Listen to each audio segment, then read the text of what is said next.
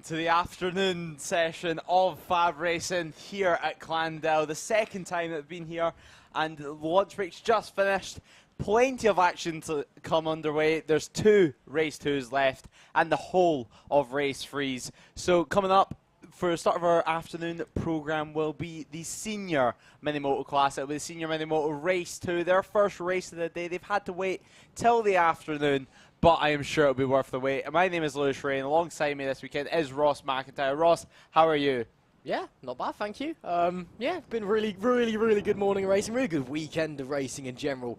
And the sun is shining, even though the weather last night said it was going to be torrential downpour all day. So don't trust your weather apps is what I've learned this weekend, although I probably should have learned that at the last round because it was also wrong. But we are getting ready for the senior mini motos, and honestly I think it's a good thing that they're racing in the afternoon. It gives the chance for the majority of them to shake off the excess alcohol that they were probably drinking last night, to be brutally honest. But it is got a bit of a crowd forming already. Lunch break coming to an end. Everyone having their food from the cafe, from the burger van. Maybe they've brought something from the shop. We'll have to go around and ask what everyone had for lunch, but it was quite good. So just waiting to go out onto the grid now for the senior mini motos have been quite naughty because we've been given yet another grid, so even more penalties from qualifying being applied after everyone apparently cut the track. So everyone's a little bit out of position, it would seem. But yeah, so just waiting to go out onto the grid. There we go, coming out now. So, senior mini motos, race 2 and race 1, very exciting, of course. Bit of drama, a lot of reliability issues as well, which was a bit concerning. We had about half the bikes ended up, that might be an exaggeration, but about half the bikes weren't going round come the end of it, which was a bit weird to say the least. And some major players in the senior mini moto game here. FAB-Racing Mini Bike British Championship here, round 6 of course, at the South Wales Karting Centre in Llandow. So some of the big players in the senior mini moto found themselves not scoring anything, which is a big surprise. And it opened up a whole host of opportunities for other riders to scythe their way through the remaining pack and pick up some points, which is of course great to see. The dominant force so far in the Senior Mini Motos Championship in 2022 rather, should I say, has been none other than Will Howarth.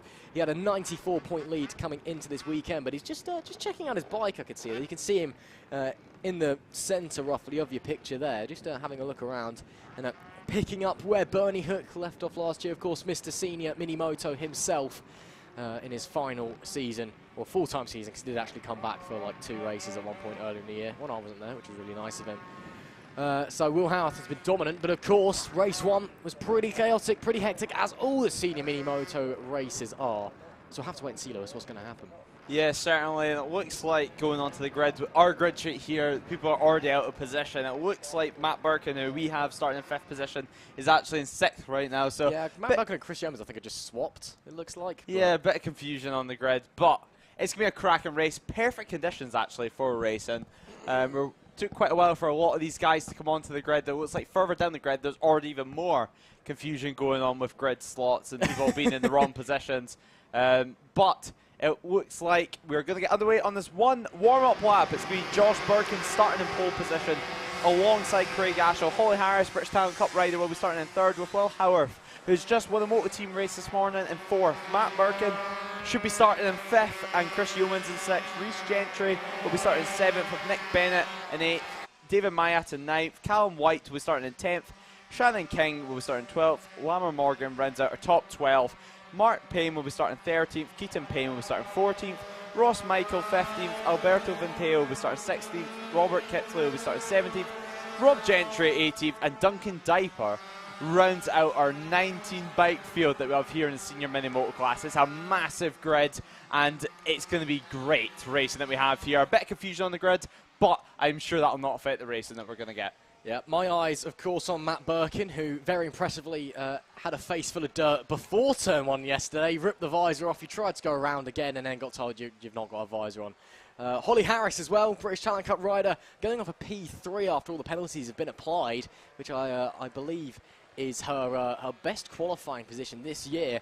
She was running really well yesterday, unfortunately slid off the bike coming through the opening hook section, and did manage to recover on, but unfortunately dreams of a podium tarnished early on. So Holly Harris, one to watch. Matt Burke, and of course, let's see if he decides to get onto the deck even earlier this race. I'm sure he'll be managing to stay on. He's been in a few big crashes this season already, I think it's safe to say. So let's hope that he is all okay. But it is his brother Josh starting from the pole position. Craig Ashall alongside him. It's the second Mini Moto senior race. The red lights, they come on, and it is red lights out. We're underway. A great start for Josh Birkin. He gets away well. Craig Ashall hasn't really got. He's dropped a lot of position on the line. It's Will Howard who slid into second place. Holly Harris as well, a disappointing start for her. She's dropped back a few positions, but Josh Birkin will be leading from Will Howard from fourth on the grid, and there are your front two, and already starting to bridge a gap. Matt Birkin already trying to negotiate up into third place, and look at that, Will Howard already looking to the inside of that number two of Josh Birkin, maybe trying into, no, that is unbelievable, Will Howard, up the inside into Chalmers. He's done it today in Moto Team, he's done it again in Mini Motos, brilliant. Yeah, we've seen a lot of moves through that corner this weekend. They're so impressive. It's such a bumpy corner. It's so difficult to make a move. So you have to have pure commitment in your bike, in your tires, in everything, and in your ability. Now that we're just coming around to finish the first lap of this race. It's been an action-filled lap. And then we're going to properly get to see where everyone is. But the Birkin brothers are on charge right now. Josh and Matt are chasing Will Howard, who leads away by 0.6 of a second. There on your screen right now is the number 85 of Chris Yeomans, but Holly Harris has dropped all the way back down to 8th position, so definitely not what she'll be wanting off the line. She started in 3rd, but she is a British Talent Cup rider. She's used to this close battles and this close racing. She had a tip-off yesterday, but I'm sure she'll make up positions, as right now the two Birkin brothers are battling away. Looks like Matt has got ahead of Josh, and now clearly Matt thinks he has the pace to catch up to Will. Yeah, superb start from Matt Birkin from 5th on the grid after a penalty. Managed to make it through turn one cleanly this time, as in he actually got to it without coming off, and it's Will Howard who shot off into the distance, but Matt Birkin now giving chase some moves further down the field as well. I believe that's David Myatt in swapping places there, and there we can see as well battles all throughout the pack, as we're oh so used to here in the senior mini motos. This is the fight for 4th place. Got Bennett, Ashall, Jonas Gentry, Holly Harris just on the tail of them as well. A 5-bike battle just outside of the podium places. And when will the senior mini moto antics start to shine? When will they all start to push the envelope of the rules, as they so often do? Oh, I do love this class so much. But it is, at the moment, Chris Yeomans running in P6. Just in front of him, Craig Ashall. Well, actually, no, Craig Ashall's dropped behind, so Chris Yeomans has got through at the start of this lap with 7 tours left remaining of this South Wales karting circuit, the Llandow kart circuit. And Holly Harris, she's already caught back up to the back of this leading midway breakaway pack, I should rather say, after quite a disappointing start. I'm sure that she's would have been hoping for a bit better, especially considering how well she did off the line yesterday, of course. And she's looking to fight her way back through, and already looking to the inside. Oh, gave it a good old go. Unfortunately, Reece Gentry slammed the door, but was trying nonetheless, and still running in a very tight P8. And at the front of that, Craig Ashall, Nick Bennett starting to break away. Craig Ashall from 2nd on the grid did not move, it would seem. Howth, Birkin have absolutely bolted away as well. But this battle rages on. Oh, it looked like there were 3 wide there for a second going into the corner. The 85 Chris Yeomans slides past Gentry, and well, it is tight here. Yeah, it certainly is. Will Harris leads the way by 2.6 seconds already. Holly Harris looked like she got that skin just slightly wrong, but she's slightly smaller. She's a bit more aerodynamic than these guys, so she makes a late braking move on Reece Gentry, but she has to back out of it. It's so difficult. Although it's a great dive bomb opportunity, you have to be alongside them to make it work, because it tightens up so much. But right now, Reece Gentry is right in the back of Chris Yeomans, and Chris Yeomans is doing a great job at defending here.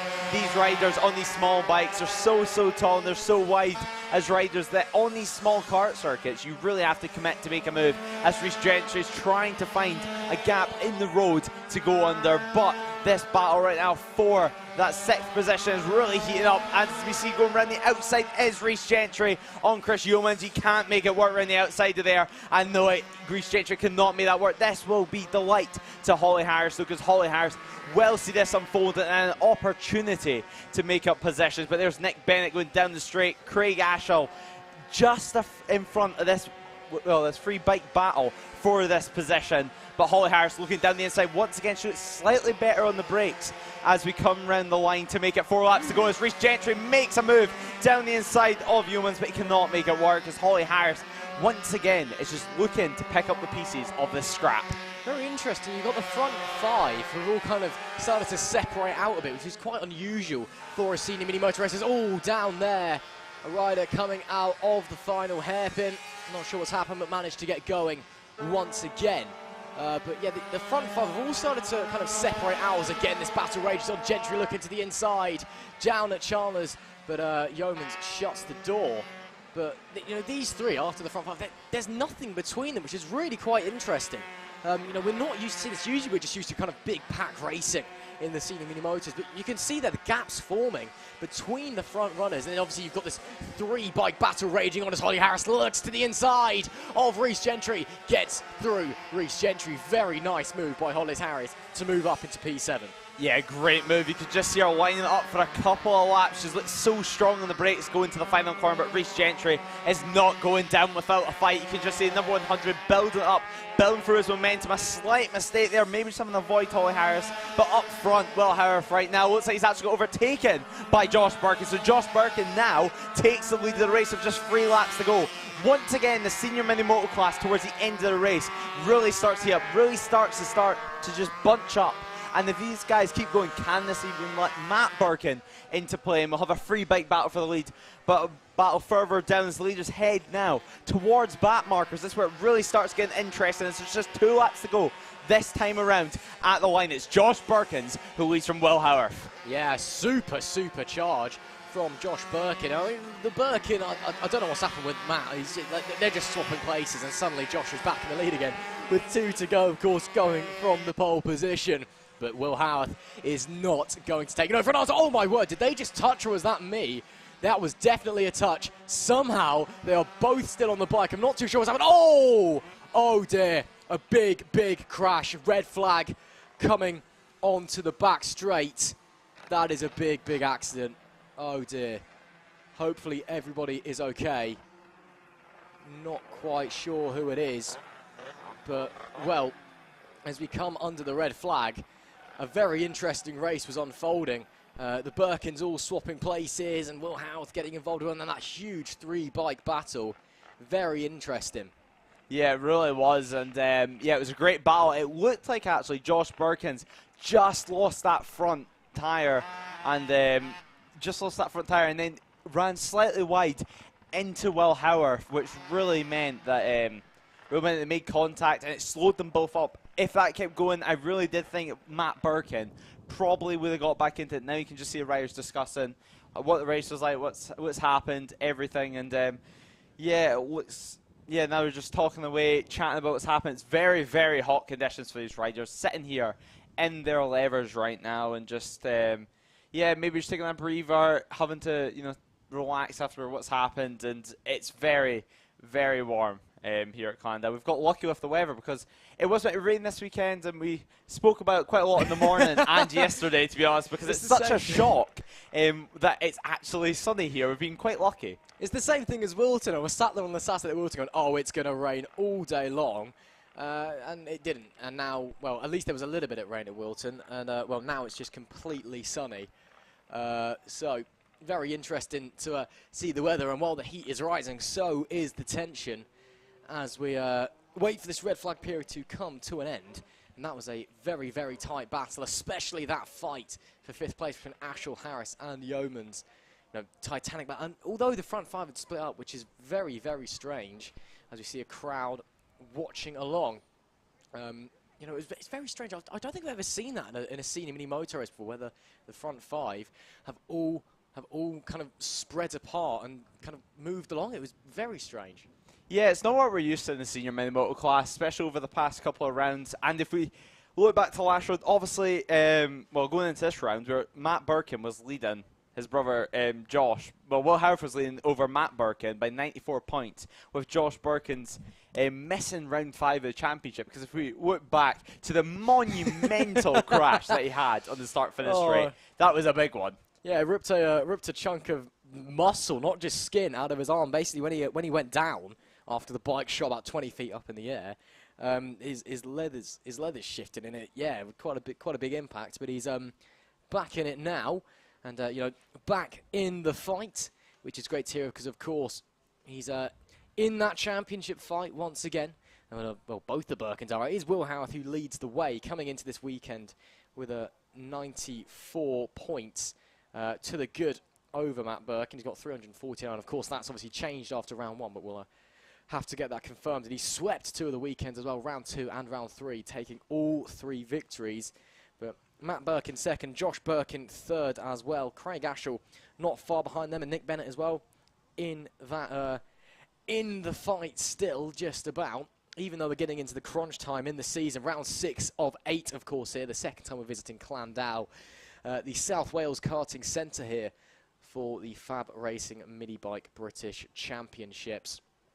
And yeah, it's definitely hotting up in the championship. I mean, Will Howarth, of course, has dominated the season so far, but he's the Birkins are there. They're always there. Craig Ashall's been improving. You know, you look through the list of riders who have been steadily improving, steadily getting better, and, you know, developing over the season their skills. And, you know, this could be quite tight come the end of the season if a few things go a few people's way. Yeah, well, I mean, it is racing, and the good thing is about racing, anything can happen at any point. So all it takes is for one slight mistake, and maybe some other commitments that you might have to mess around in the championship is completely wide open. And yeah, each year we see a tight championship here in the senior mini moto class, and it's one of these classes that is a real spectacle because the likes of Rhys Gentry is in your picture right now with the black and orange leather. So we're speaking to him at the start of the weekend and talking about how you prepare for one of these races as a rider and what it's like being on these bikes as one of these riders, because it's such close racing. You're so tall, and you're almost too big for these bikes because these bikes are designed for kids, so they really have to make changes to the bike, changes to the handlebars and the seats to be able to even get these bikes to work and for them to be able to race them, really, because even with the changes that they make going down the straight, they can tuck absolutely nothing in, and they're very unaerodynamic, they're inefficient. Yeah, let's just slower say down the straights than the LC40 Elites are. Yeah, exactly. So it's all about your corner speed here, which is why we see some of these riders almost like doing what Lewis Hull has to do, and that is really having to push throughout the corners. Yeah, it's that's why you see these guys really rustling and justling through the corners because they've just got to carry so much speed through there to make up for the deficit on the straights. And I mean, you know, personally, I would never get on one of these things. I think they're all absolutely mental, to be brutally honest, but it creates some absolutely fantastic racing. Hello and welcome. If you are just joining us here at round 6 for the FAB-Racing Mini Bike British Championship at Llandow Kart Circuit, the South Wales Karting Centre, just 20 miles to the west of Cardiff. It is a lovely, sunny Sunday afternoon, and it has been a great weekend's worth of racing so far. Currently just under a red flag due to an accident. Hopefully everybody is okay, but we'll get that confirmed for you as soon as we can. During the second senior mini moto race, of course, 3 races in the weekend. We've got one more race too after this to look forward to in the LS2 Helmets Mini GP 70 British Championship before we get going with our race 3s. And, well, the sun, it's an unexpected but welcome surprise. It looked like on Friday night that it was going to rain all weekend, and then it rained a little bit Saturday morning, quite heavily. And then, well, Saturday night, looked at the weather again, looked like it was going to be nice and rainy all day today. We were all looking forward to a bit of rain because it's been too much sun, frankly, in the UK for the last few weeks. And now we're here and it's lovely and glorious. But it's not too warm, luckily, which is the good thing. But it's certainly heating up as the day goes on. And, well, as we just wait for the conclusion to this red flag period, if you're joining us on the FAB-Racing YouTube or Facebook pages, or you're joining us through Motorsport Radio's social media, it is an absolute pleasure to bring you along and bring you all of this action here.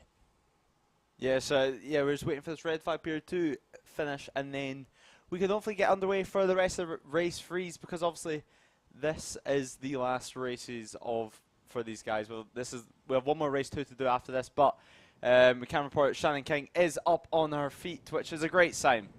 Yeah, a great sign indeed. Shannon King was the one who went down.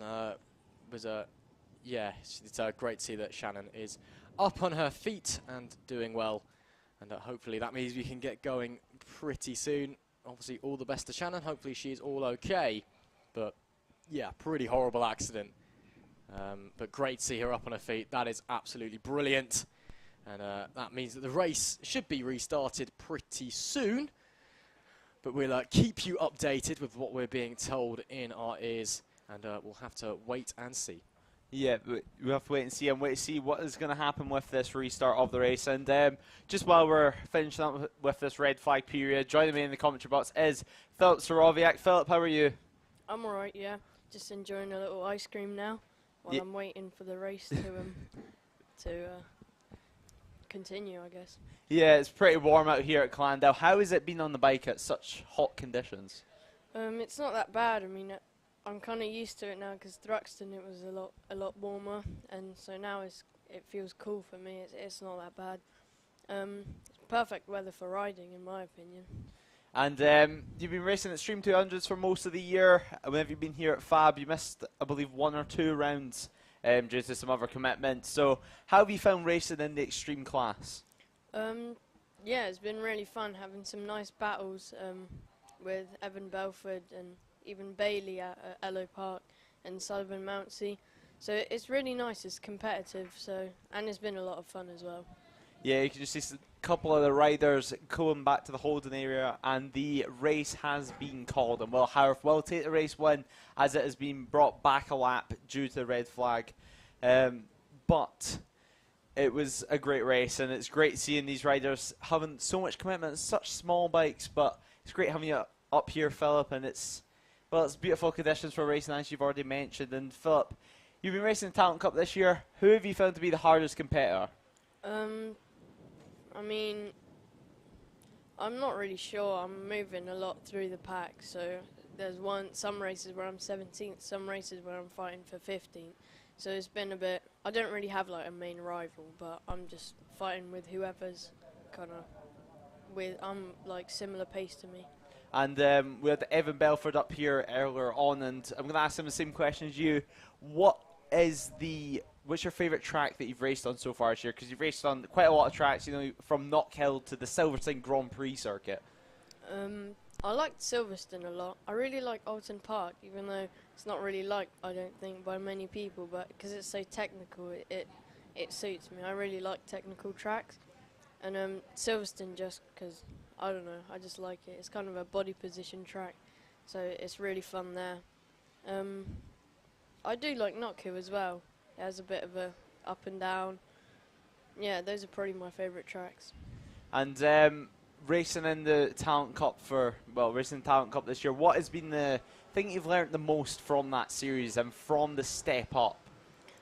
There's a lot more overtaking down the straight, definitely. Slipstream is a big factor to kind of where you're gonna finish at the end of the race, and yeah, that was the main thing with the overtakes. That is, you can be more aggressive, and it's kind of easier, I would say, because at karting tracks, there's just corner after corner, and it's mostly just chicanes. Especially at this track, there's only one main overtaking spot. And is this a track that you like, although it only has one proper overtaking opportunity, and the rest you kind of have to force a move? Is it a track that you enjoy riding on and racing on? Yeah, I wouldn't say it's my favourite track, but it's a really good track. On the 70, it didn't really suit me, but on the KTM, there's a lot of, there's one heavy braking spot, and the rest is just chicanes. So yeah, I really like the heavy braking. Those are kind of my tracks. I think my favourite track would be Clay Pigeon or Ello Park. Well, next up, we will have the Premier class of the Mini GP 70 British Championship, and these guys will be heading out. It's the last race 2s of the weekend, so now it is time to get underway for a very, very exciting race. But Shannon King, cause that red flag, is back to our motorhome, and then, yeah, let's get underway now. It's time for race 2 of the LS2 Helmets Mini GP 70 British Championship. And well, if there's one man with a point to prove in this one, Lewis, it is Ethan Sparks from the pole position. Obviously, he feels like he was robbed in the race tomorrow as someone gives us a wave. Who's that? Samuel Munson shooting us a wave.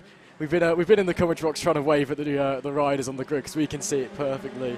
But yeah, Ethan Sparks, he'll go from pole position with Henry McCartney alongside him. Samuel Munson third, Luke Fitchett fourth. Ronnie Harris will be going off 5 after his accident yesterday. He is pulled out from the remainder of the weekend. Ruben Bray will go from 6th, Noah Guillory 7th, Ollie Sims 8th, and Harry Payne 9th. And that is Samuel Munson with a chain gone. Came off, yeah. So that's not a good start. No, it's not. Just mentioned him a couple of seconds ago, and the commentators it struck once again, and he's trying to put the chain back on himself, so hopefully the chain's slack enough just to try and get it on. But yeah, that's not. Yeah, the commentators waving curse. Sorry, Samuel, my bad. But as I was saying, yeah, one rider with a point of approval will be Ethan Sparks. Obviously, he feels like he had that race 1 victory robbed from him after the red flag was brought out with 2 riders left to cross the start-finish line, and because of that they had to count their lap back by 1, and they did that, and Henry McCartney was in front at the time, but Ethan Sparks won the race on the road, that is for certain. But Henry McCartney was officially classed the winner. And so, oh no! Oh, Samuel Munson absolutely devastated. His race 2 over before it has even begun. What a big shame for Samuel Munson there. yeah, such a big shame. He's so frustrated, but now it is time, and it's time to get underway. We wait for Rob. Just check the track is clear, because obviously you do need to get the bike out of harm's way so we can go racing here. All the bikes are revving. They're warming up. They don't want to get too warm with these 2-stroke motors, these 2-stroke 70cc motors, but everything's clear now. Rob's just telling everyone to get off the track. Then we should be able to get underway. We wait for a point to the light to be made. Looks like Rob's just signifying maybe for a Marshall or Samuel just to get off the track. Away. Yeah, then we can get away. So now it looks like everything's prepared. Riders are certainly looking ready, looking racy, and the point to the light is made. We wait for the lights to go on. The lights go on, and the lights go on. Sparks has made an awful start, but it's McCartney who leads the way going to turn 1 with Luke Fitchett just behind. Ruben Bray's made a cracking start into 3rd.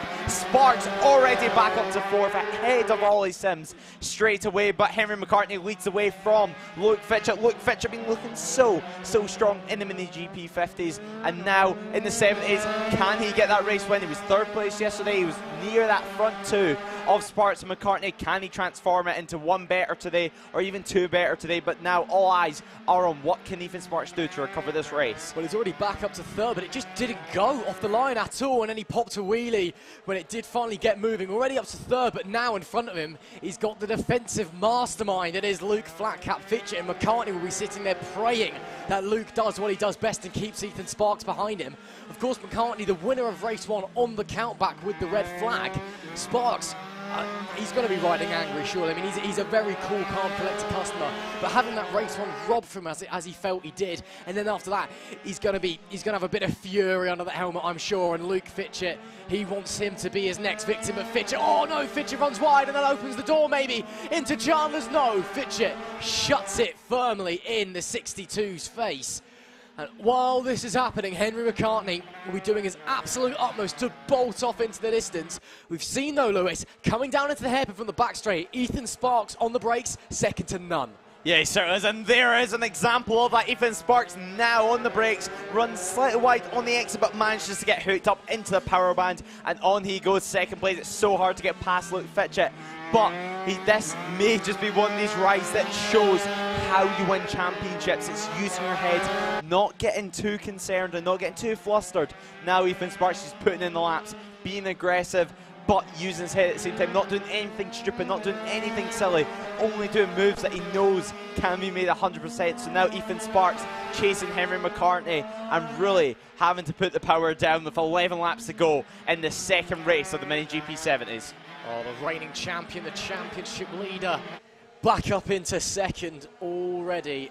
And look at how much he's gained on McCartney already. McCartney we're always going to have a big fight on his hands if he wants to take a second race win of the weekend. And it's important to know that as well that this is a huge opportunity for Sparks in terms of the championship, because obviously Ronnie Harris is now sitting out the remaining 2 races due to that crash yesterday, and Marco Holt is a no-show because he's off doing Moto 4 in Spain, so his 2 closest rivals are not here. He's got an opportunity to gain a huge lead in the championship with 2 rounds left to go, you know, and in this fight for him to become the first back-to-back LS2 Helmets Mini GP70 British champion, this is just, it's being served to him on a plate here. It's a golden opportunity. Henry McCartney hit the fastest lap last time out. I'm not so sure about though, because actually Ethan Sparks is in the 46s, and I want to say that that may be a new lap record. It is a new lap record for Ethan Sparks. So 46.979 is a new lap record. The first time we were into the 46s on a 70. Wow, he is on it today. Yeah, he certainly has new lap record, and there's confirmation of that as Ethan Sparks is trying to look for a move, trying to look down the inside of Henry McCartney. It's Henry McCartney on the high side. He's saved it. Henry McCartney is so lucky to still be in the race right now. Ethan Sparks takes pure advantage of that and is now in the lead by about half a second. So Ethan Sparks, he would have seen that happen. He probably doesn't even know if Henry McCartney's still on the bike, but he's going for it. He's going for this race win, and it looks like he's doing it in style so far. It's a real champions ride now. What can Henry McCartney do? The roles are reversed this time around. There's just 8 laps to go in this round, 7 laps now. So can Henry McCartney put in laps, catch up to Sparks? The real question is, what will Fitchett do if these 2 start to squabble? These 2 seem to be a bit quicker than Fitchett this time around. Of course, Fitchett was all involved in race 1. What Henry McCartney needs to do... Oh, he's got through! Oh, my word! Look, Henry McCartney already back to the lead. Sparks with the cutback on the inside of Chandler's. Who's going to come out in front? It will be... Oh, we've got away! No, it's Henry McCartney around the outside of Chandler's. I do not believe what I'm watching. I was about to say what Henry McCartney needs to do is just move on. Don't think about the incident. He's clearly done that, and he's moved on into first. Yeah, he certainly has, but Ethan Sparks going to try and move down at the hairpin, and now he makes it, and he makes it stick. Will he run wide as Henry McCartney tries to get a cut off the corner and get a late apex, but it does not work. Henry McCartney is in second place once again. He made it so much time as Henry. It's Ethan Sparks ran wide. McCartney's back through. McCartney's in the lead of this race. There's just 6 laps to go. Ethan Sparks is putting down the hammer now. He's trying to find a way past it. There's 1 lap ago where McCartney managed to get past Sparks, and now Sparks starts to build up. He starts to build up that momentum to make a move. It doesn't look like he's going to make it work. We've seen last time he was quite close into the chicane, or will he leave it for the final corner as Ethan Sparks starts to make up that momentum for the back straight. Get pure power on. See how much room Henry McCartney leaves going onto the straight. No room, but now Ethan Sparks going down to the final corner on the brakes. Can he make it stick once again? Yes, he can, but Henry McCartney cuts off the corner, tries to get a better drive, but once again, Sparks gets the lead of the race out of the hairpin. Oh, but he's run wide again. Henry McCartney, I tell you what it is, it's Henry McCartney with a superb. Sparks takes a really wide line on the entry to turn 2 so he can get a really good drive through turn 3. What McCartney's doing is just sticking it up the inside. So Sparks is just taking his regular line, and suddenly there's a Henry McCartney in the lead again. I feel like for a small moment, Sparks, that is sublime up the inside at Chandler's. The hardest corner on the track to overtake. It's fast, it's tight, it's bumpy, and he's gone back into the lead. But as I was saying, I thought for a moment that Sparks was actually pushing a bit too hard, which is when he ran wide. I thought he was just thinking about what had happened with McCartney and the court high side. But now he's put that behind him. Now he's in a tough fight for the lead. Let's see if he learns this time through to... No, he doesn't. McCartney still goes back. Ethan, run tighter in 2, man. Come on. Yeah, Ethan Sparks is properly on it now. Ethan Sparks in the lead of the race right now. What's happening? Yeah, Ethan Sparks just put the bike straight in front of his front wheel, and I think McCartney had to back out of it completely, back out of the throttle. So now McCartney's having to push, he's having to make up so much time to catch back up the Sparks, because it's just 4 laps to go. We're over halfway this lap, so there's going to be 3 laps next time at the line. So Ethan Sparks right now is pushing Henry McCartney to his absolute limit. The question is, How much more do these guys have left in the tank? Is there anything? It's so hot. Ethan Sparks so good on these brakes, but now Henry McCartney once again taking a wider line, trying to carry that momentum as now we come for the first sector where Henry McCartney is so strong and surely will make up some time. It looks like he has. They power out through. Henry McCartney has got far more momentum but has to back out of a move. It's so difficult to pass here at Llandow, but they're making it work. Ethan Sparks, he's a little lad, obviously, but like, I just don't think he can quite get the bike quick enough over to the left for the second turn in the hook, so he's running wide on the entry just because he can't quite physically haul the bike over, and McCartney's getting all of his time in one corner. But you know, this is a fierce battle, isn't it? Both of these guys at the absolute top of their game, both of them leaving nothing on the table, and Sparks is so dominant through this final section, but look how close McCartney is now with 2 laps left to go. Watch this coming through turn 1. And Sparks, yeah, I think I'm right, he just can't quite get it slotted over to the left enough. And he runs wide just in the first part of the corner. And McCartney can carry more speed while keeping it tight, and he's just gaining so much time through that left. It could be either one of these two winning this race. Yeah, he certainly could. 2 laps to go in this race. Henry McCartney and Ethan Sparks is still jumping out. Oh, no, Guillory is down. Coming out the final corner, it looks like, and he's managed to get the bike going again, restarting this race. Currently in 7th position, but Ethan Sparks leads the way. Still, they head down the back straight. Second last time they'll be doing this. Henry McCartney uses all the road coming out onto the back straight. So impressive. But Ethan Sparks heads on to go and meet the last lap flag. Next time it will be the checker flag, but what position? Let's find out. Ethan Sparks is still riding for his heart, riding his heart out. He made such a bad start, managed to make up so many positions. Now Henry McCartney is having to push through his absolute limit to make up the time, and it looks like he has. Henry McCartney has closed up that gap on the last lap of this race. Ethan Sparks has to push, cannot give up at all. This last sector though is Ethan Sparks' land. It looks like Henry McCartney made a slight mistake there coming out of the corner, but Ethan Sparks, he's certainly not got any gap. They head onto the back straight now. Ethan Sparks, he's been so good in the brakes, but Henry McCartney has the slipstream. What is going to happen? Oh, he's going! Move, and he's done what Ethan Sparks done. He's run wide, and Ethan Sparks, championship level ride, wins the race and takes the checker flag after a superb battle with Henry McCartney. That is exactly what we love to see in the Mini GP 70, in the LS2 Helmets Mini GP 70 British Championship. It was so impressive from such young riders, and Luke Fitchett gets that final podium position, and great race, and definitely looking forward to race 3 later on. He was robbed in race 1. He was tried to get robbed at the start when it just didn't move, but Ethan Sparks was determined and he said no. Wow, what a ride from the champion. What a ride from the championship leader as he extends that lead even further with the absence of Ronnie Harris, with the absence of Mark Hart. I looked down out of the window and I could see all of the pit bike guys coming out next, just watching the race in awe. That was a titanic battle between McCartney and Sparks. They can both go home happy with that one. Oh, but race 3, oh, it's going to be good, isn't it? Yeah, it certainly is, and Ethan Sparks, he's so happy.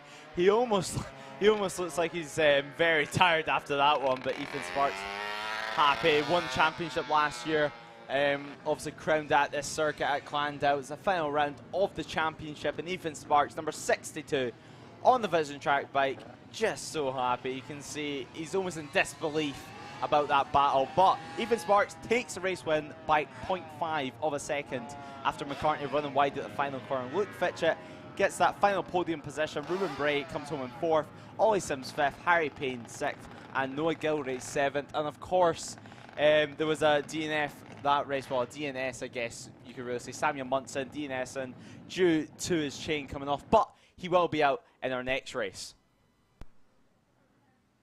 Pit Bike 140's final race of the weekend, and all eyes will be on Taylor Lawrence in this one. The reigning champion in his final appearance at FAB-Racing as a regular rider after he goes off to join the RAF. And, well, it hasn't quite been Taylor's day's weekend even so far. He's gone down 3 times in 2 races, all the while running in 2nd. Hopefully, himself and championship leader and great friend Rossi Banham can go out and give us one last display for the ages.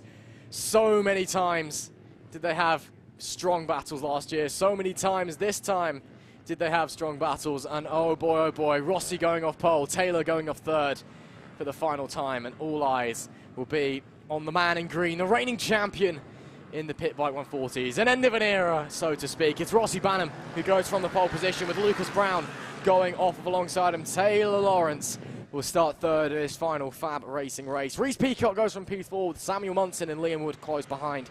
Nathan Riggy and Jamie King, they form up the fourth row with Chris Wells and Cameron Sewell rounding out the top 10. Zach Torian is 11th with Sean Whitaker 12th.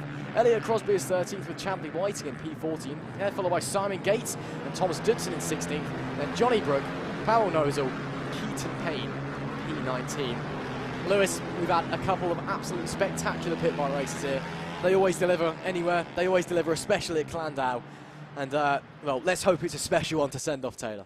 Yes, certainly. I mean, Taylor, he had 2 crashes actually in race 2, so very, very disappointing for him. But I'm sure he'll be coming back. He'll be wanting one final hurrah, one final show to put on for us. Rossi Banham, though, he's been looking so good all weekend. The only person qualified in the 49s, and in race 1 broke the lap record countless of times. And now the riders just heading round to the grid to start the race, the final race of the weekend for these guys, race 3. Of course, the likes of Rossi Banham will be back out in the Extreme 200s later on, but final checks are being done on the grid. Now we look towards the lights, and now the lights go on, the lights go off, and Rossi Banham makes a great start, but so is Taylor Lawrence. Taylor Lawrence straight away is up into Lucas Brown. third place. Lucas Brown managing to slot into that second position, and looks like Reese Peacock in 4th at the moment, but Rossi Banham in the race lead is exactly where we expect him. Oh! A contact further back in the pack at the moment, and looks like, yeah, riders straight up on their feet. But right now, Lucas Brown taking the race lead from Rossi Banham. First time we've seen this happen, and now Taylor Lawrence will be thinking all his Christmases are coming at once because Rossi Banham is not being let loose out front. Absolutely, I believe it was Chadley Whiting we just saw go down, but they were straight up on their feet, which is great to see. Lucas Brown leads the race early on. Rossi Banham's got to fight for it, but Rossi's so good on the brakes into the final hairpin, but Lucas Brown stays in front. Rossi holding station, Taylor Lawrence running in that third place for the time being. So it's Brown from Banham from Lawrence. Your top 3, Reese Peacock and Samuel Munson close behind as well. Of course, Samuel going out very quickly from that 70s race just a moment ago with a broken chain before we even got underway, which is a real shame, but he's fighting for the top 5 here in the pit bike 140s. Now, Rossi Banham, without a doubt the fastest rider this weekend. When does he go? Does he go now? Oh yes, he does, into Chandler's Rossi Banham. Just unreal talent. And now Taylor Lawrence needs to get through Lucas Brown pretty quickly, or Lucas Brown needs to keep on the back of Rossi Banham, because we're at threat here of Rossi once again just shooting off into the distance. Yes, the trio out front, 11 laps to go. Rossi Banham runs wide actually, and Lucas Brown looks like he's gained quite a lot of distance there. And Lucas Brown, though, he also stinks about defending from Taylor Lawrence. This is what Pit Bike 140 racing is all about. Taylor Lawrence, he's going to want a good result. He's going to want to say that potentially he might have won his final FAB race and just stay on the bike and enjoy this. Rossi Banham, though, in the race. Lucas Brown is trying to find another way past. Oh. Can they do it? They're on the curb. This is Pit Bike 140 racing. It's using all the track and some, even though sometimes it may not be the fastest option or the safest option. These guys still do it. These guys still go wheel to wheel, and Rossi Banham slightly edging out the gap now. So the real question is, what does Lucas Brown and Taylor Lawrence have in their back pocket as we head down the straight? Will they be close enough to make a move? It doesn't look like it this time around. 10 laps to go though, so plenty of time for drama to unfold.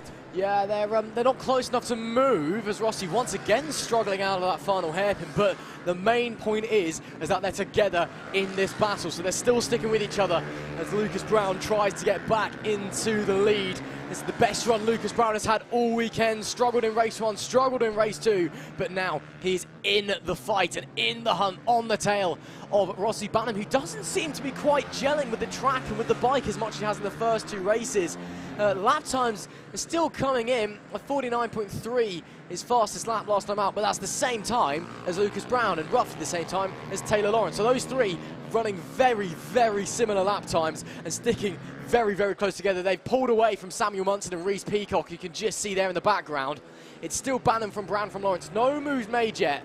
8 laps to go at the line, so plenty of opportunity. But Banham, I'm not sure what's going on with Banham. I'd expect him to shoot off into the distance, but he seems to be just not quite on the same pace as he was in race 1 and race 2. The track has warmed up quite significantly since then.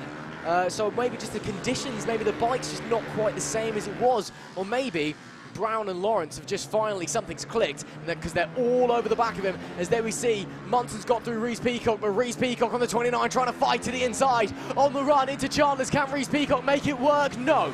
Samuel Munson closes the door, but he holds on to that P4 for the time being. But Reece Peacock, we know he's got some pace this weekend. He'll be looking to fight and get back in front.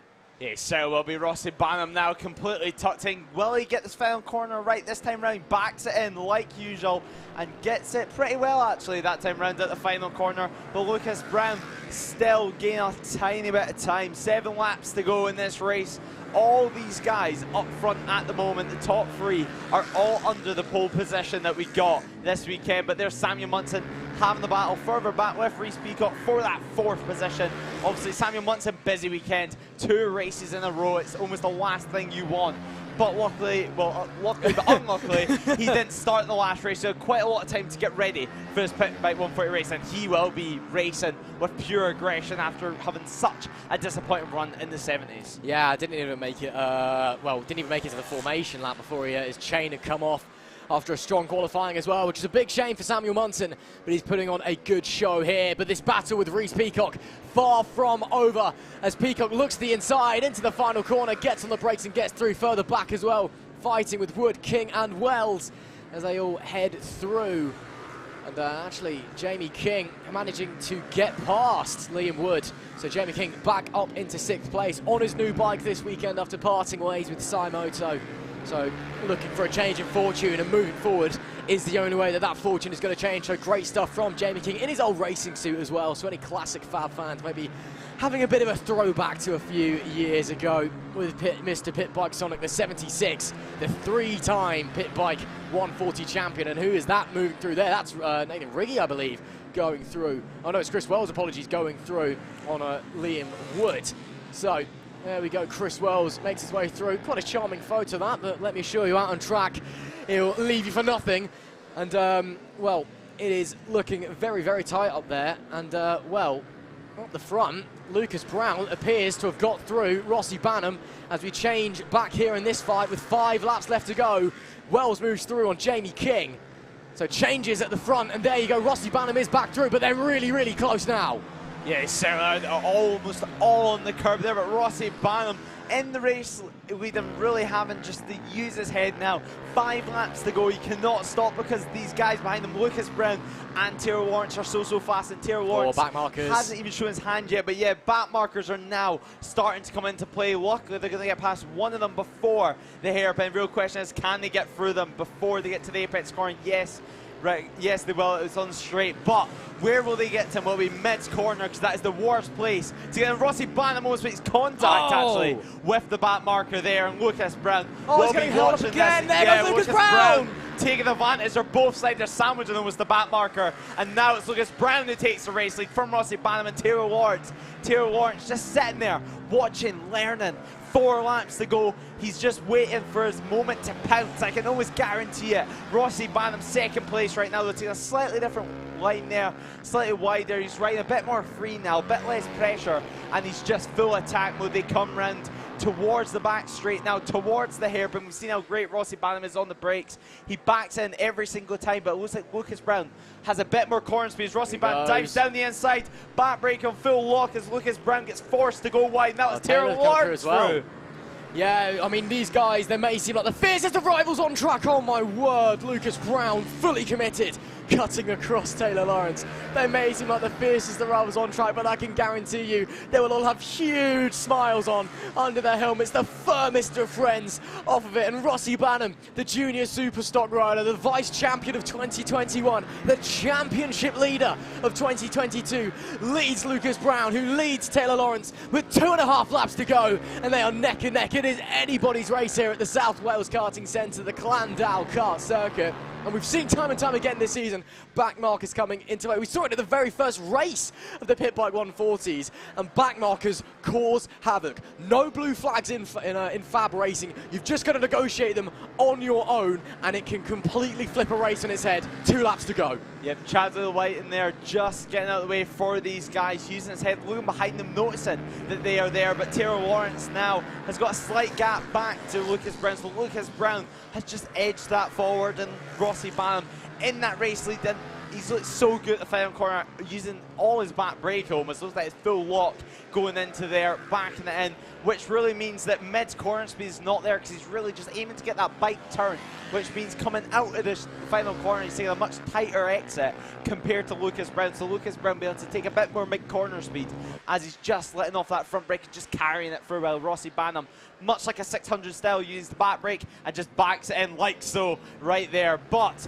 now they come round to make it last lap time. The last lap flag is out. Will Rossi Banham be able to do some? 1 lap left, and 1 lap left in Taylor Lawrence's full-time FAB-Racing career. Taylor Lawrence would have enjoyed this, and now Jamie King bats it of Chris Wells. Chris Wells manages to get better off Jamie King. It's a 4-bike scrap right now for 6th position, but there's your race leader, and there's Lucas Brown on his tail. Rossi Banham, he's trying to say, come on bike, hurry, but Lucas Brown diving down the inside for the last lap. Oh, yes! And perfect position from him. What will Rossi Banham do? It's going to come down to the last corner. It's going to be a lunge for the last lap of the last corner of the last race of the weekend for these guys. Rossi Banham pulls out slipstream alongside on the brakes, backs it in. Can he get a turn? Lucas Brown down the inside, tries to get a better drive, and that's a drag race to the line. And then Rossi Banham takes the race win by 37 thousandths of a second. Lucas Brown in second,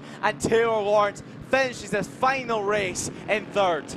Wow, wow, wow, wow, what a race! What a race! Rossi Banham by an inch takes it from Lucas Brown, with Taylor Lawrence in his farewell race onto the podium after a weekend of dire results, falling 3 times in 2 races.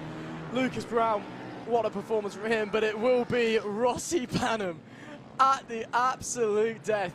That is just what a pit bike race is. That is the perfect way to sum up the Pit Bike 140 category. 3 fantastic riders, you know, all mainstays here at FAB-Racing, putting on a great display of racing. And of course, what a great display as well for the man in green, the reigning champion, Taylor Lawrence, as we bid farewell. Thank you, Taylor, for all of your exploits, as it will be Rossi Banham taking the victory at the death by 37 thousandths of a second from Lucas Brown, with Taylor Lawrence finishing in P3, finally onto the podium. Samuel Munson brings it home in 4th, with Reese Peacock in 5th. Chris Wells was 6th, Jamie King 7th, Liam Wood 8th, Nathan Riggy 9th, and Cameron Sewell winding up in 10th place. That was just unreal racing. Yeah, phenomenal race there, and the final race of the weekend for the Pit Bike 140 guys. Although the likes of Rossi Banham will be out in the Extreme 200 class later on, but superb race, exactly what we're expecting from the Pit Bike 140 guys. And now we're just waiting to get underway for our next race, which will of course be a race free as well. The final appearance of the weekend then for the AC40 Pros. We've had some brilliant racing so far in this class. And as we wait for the riders to make their way out onto the grid for the final time, the sun beaming down here in South Wales. And, well, I think a few people certainly starting to feel a bit of a sweat on, as out come the riders from the dummy grid. And it's been some very hotly contested racing in the heat here at the Llandow Kart Circuit. We thought the rain was going to come driving down, but no. The sun is here to stay, whether you like it or not. It's been too much fun, frankly, for me in the last few weeks, but we're stuck with it anyway. But that's not a problem, because it means that these mini-motos can race at their full capacity, their full capability in some very nice weather. And these mini-motos, they do like Llandow. No, it's a rider's favourite. The mini-motos always run well round here. And as we get underway on our formation lap, it should be Byron Johnson on the pole, but he is not here. Byron is out on track, but he was sitting in the 12th position grid slot there. So Byron Johnson fancies himself going from last. All right. So Sam Gardner will go from second. Matthew Thomas third, Harrison Day from fourth. Oliver Hall is fifth. Lewis Hull is sixth. Fourth row is Jensen Bishop and Dylan Torian. Callum Maxwell is ninth. George Ackerman 10th. Chloe Saul is 11th. But Byron Johnson has the fastest time, but on the dummy grid was not sat on pole position. He was sat in the 12th grid spot. So, who knows? We'll find out what's going on when we get racing. Byron Johnson, of course, has been the dominant force this season in the AC40 Pros. Came in to this weekend with a 110-point championship lead. And apparently, we've been told in our ear that he didn't want to be bored on his own out the front. So he started from the back. Last to first challenge. Byron Johnson will have to wait and see. So last to first challenge then for Byron Johnson. We've seen some of those in the other classes. Will Howarth in the Moto team comes to mind at Ella Park. Well, Byron Johnson, the stage is yours. Let's see what he's got in his locker as we wait for the lights. Alone on the front row of the grid, Sam Gardner. That must be a very strange feeling. Let's see what this race is going to score. Final race of the weekend for the AC40 Pros is go! It's a good start from Sam Gardner. Matthew Thomas gets away well as well. Byron Johnson shooting away. He's already done half the field coming through the hook at turn one. But it is Sam Gardner that leads from Matthew Thomas. Lewis Hull down. Yeah, Lewis Hull goes down at turn one. It's not been the best weekend for him, unfortunately, but he's back on the bike and gets going once again. Yeah, he certainly does, and already he's ahead of Oliver Hull, so in about 4th position right now it looks. Byron Johnson is absolutely on it. When he was asked if he was sure that he wanted to start in the last position, he said, sure, it's for a bit of fun, I don't want to be bored out front by himself. So Byron Johnson in that 4th position right now, in front of Harrison, well, trying to get in front of Harrison Day, but the front two at the front is Sam Gardner and Matthew Thomas. How long will it take for Byron to be up there as Byron overtakes Harrison Day at the last corner in the first lap? These guys will not be able to believe what they're seeing after not even one lap. Byron Johnson is in the podium positions. Yeah, but now he's got Sam Gardner and Matthew Thomas to deal with. Yeah, two guys who have been the only real challengers to him all weekend long. And that being said, they are looking to have a bit of a fight themselves. If they do that well, Byron Johnson will be going, hello, and look at that already on the back. This is just unbelievable. I mean, last to first, why not Byron? To the outside at Chandler's. Can he make it stick? No. Has to duck back in behind Matthew Thomas. But look at those three. It's the second lap. And Byron, whoa, that is super brave. That is not an overtaking move into the Dell, but he's gone for it anyway, and he's already up the inside of Matthew Thomas, coming into the braking zone. P2, easy as you like. And he's looking to get P1 as well. Matthew Thomas tries the switchback maneuver, but loses out on the drive. It's Byron Johnson from 12th to 2nd in 2 laps. 7 laps left remaining. He's got one rider separating himself from yet another clean sweep weekend. And to make it a hat-trick of victories. Oh, there you go. Yeah, already in the race, leads 7/10 faster in qualifying than Sam Gardner in 2nd place, so he just loves Llandow, and he loves this place. He's feeling so confident on this AC40 Pro bike. It's so great to see a young rider with, well, a bit of fun, to be honest. That's all he wanted in this race, and that's exactly what he's getting in the sunshine here at South Wales. Now they come through the final sector of the track. Matthew Thomas and Sam Gardner will not be wanting him to run away with it once again. But there, further down the field, is Chloe Soule going about in 11th position right now, putting in laps, getting more experience on the bike. That's really what it's still about at this stage in their career. But coming across the line to make it 6 laps to go, it is Byron Johnson, who's by 0.5 of a second over Sam Gardner. Sam Gardner, can he maintain this gap? Last lap Byron Johnson was about 9/10 faster than these two behind, but Matthew Thomas looks like he's faster than Sam Gardner, trying to find any way through on that lime green mini moto as he tries to find a tiny little gap in the road just to slot his front wheel in and try and just make a move on the 128. This is just insane, isn't it? I mean, Byron Johnson has been quite clearly the fastest, to put it mildly, this weekend, and all season, of course, he's been the dominant rider after a learning year in the category last year. And, well, he's gone from last to first, about 4 laps. I mean, I don't really know what else to say. Just unreal stuff. But the battle for second still rages on behind. Sam Gardner and Matthew Thomas, nothing to separate them as they come to the line and make it 5 laps left to go. Sam Gardner currently holding on to P2 just about with Matthew Thomas. He's pushing him hard and pushing him fairly, to be fair. It's been pretty clean between these two. No rubbering or anything as Matthew Thomas looks to the inside, coming to the left-hander, but no, has to back out of it. Maybe a look into Mac Werters, maybe. No, good defensive riding from Sam Gardner, just putting the bike in the right places, making it impossible for Matthew Thomas to move on through. So, as this battle for second rages on with 5 laps left to go to sort out the final spoils for the weekend, of course, the final race here for the AC40 Pros. And as they come down the back stretch, this is, of course, the best overtaking opportunity, Lewis, coming into the final corner. Matthew Thomas still, though, can't make the gap appear. Yeah, it is, and it's one of these corners that you have to at least have a front wheel and have somewhat of a bike length alongside just to try and overtake them and just to actually make the move stick into the final corner, because it tightens up so much.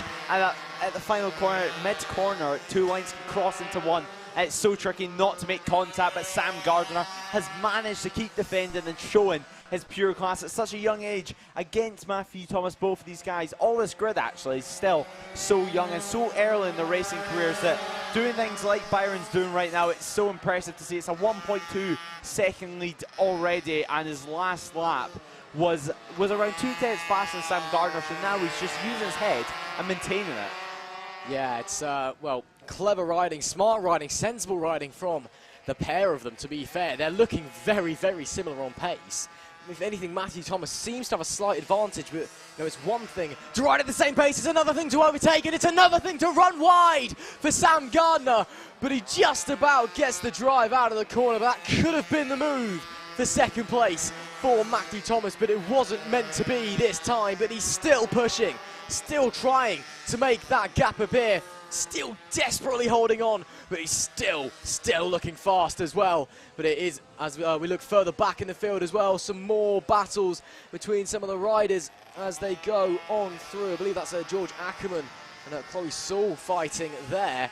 And as we come up to the front runners, there is, and that is Matthew Thomas through. Matthew Thomas goes to the inside of the traffic and gets through. Super smart move. Yeah, Matthew Thomas using the back marker to his advantage and getting that position and getting into that vital second position. With Sam Gardner is diving down the inside at the final corner. Can he make it stick? Matthew Thomas is going to try and get a late apex and get the bike turned, and he has. Another side-by-side down the straight. Who's going to be the bravest? It's going to be Sam Gardner on the brakes, but Matthew Thomas a much wider sweeping line, just carrying that momentum, carrying that corner speed. 2 laps to go in this race, and it's Matthew Thomas now on the absolute tail, on the brink of getting the second place. All he needs to do is defeat Sam Gardner, but it's easier said than done in this class. It's not over until the checker flag is out. These guys are racing each other so hard but so fair, and it's so great to see from such a young age as these guys are just trying to get tucked in as much as possible before we head towards the chicane. He made the move last time round using the back marker to his advantage. Slightly different line actually to Sam Gardner. Maybe that is where he's managing to get his momentum, as now they head down, they power it down as the race leader powers it to the final corner to go on to the last lap of this race. The last lap flag is out there, held by Lee Klaus, and now Byron Johnson looking so strong. He's looking so dominant. He deserves this race win. It's a real masterclass from him, as Oliver Hall is having a battle with Jensen Bishop further down in the field for that 5th position, heading on to the final lap. It's not out over anywhere in this field just yet. His battle's all the way down the field. Byron Johnson, though, already halfway through his lap, committed to this lap and committed to this race. Came from back of the grid at the first corner. He almost made up 6 positions by the end of turn 1. He's almost too good, and now he's going to love this result. He's going to be delighted. He's going to showboat this result, I can almost guarantee. Why wouldn't you? Byron Johnson, final straight, one more corner to go. Sam Gardner still defending in the back, but all eyes are on Byron Johnson. Race win for him in the final race of the weekend from the back of the grid.